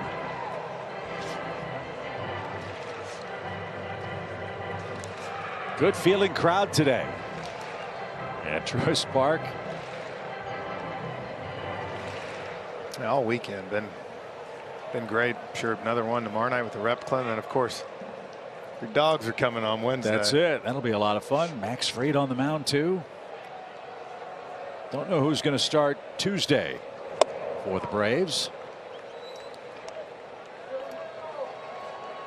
I think just they'll wait and see how that pen's used tomorrow. Yeah. You know, I would think one of those 2 starts is either probably going what, Tucker Davidson or Strider maybe. Would think. Yeah. What did Strider begin his big league season? 5 strikeouts in 2 innings. He was throwing in the upper 90s. As this one's laced into center. Attaway, Adam. Duvall has his 2nd hit of the series, and there's a start in the 9th. Yeah, when you're down 3 like this, first thing you got to do is you got to get a base runner. Adams swung and missed at a lot of sliders today. That curveball kind of stayed up in the zone, and look at that nice compact swing.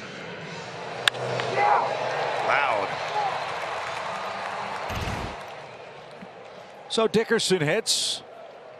Some tough luck all series long for Alex. Let's see if baseball gods reward him here. You get another runner, then you've got action, and you see what Art Warren is made of.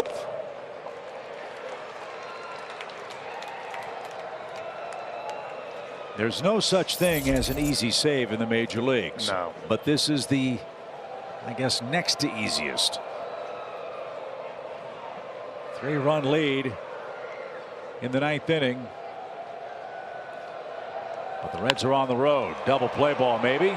There's one. And the Braves are down to their last out. So nice comeback for Warren. And it's up to d'Arnaud to keep the game alive.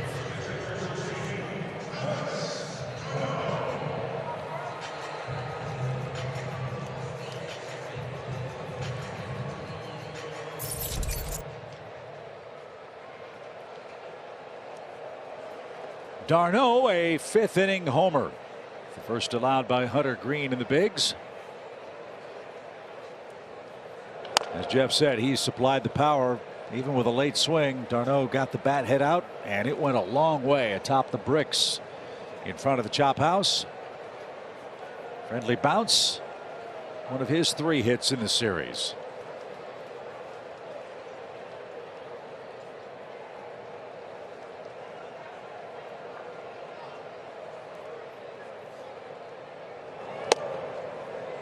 And now the Braves are down to their last strike.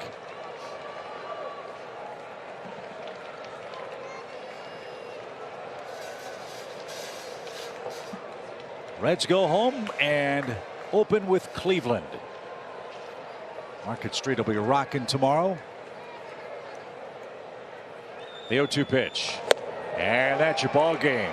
The Cincinnati Reds bullpen came to Atlanta and dealt.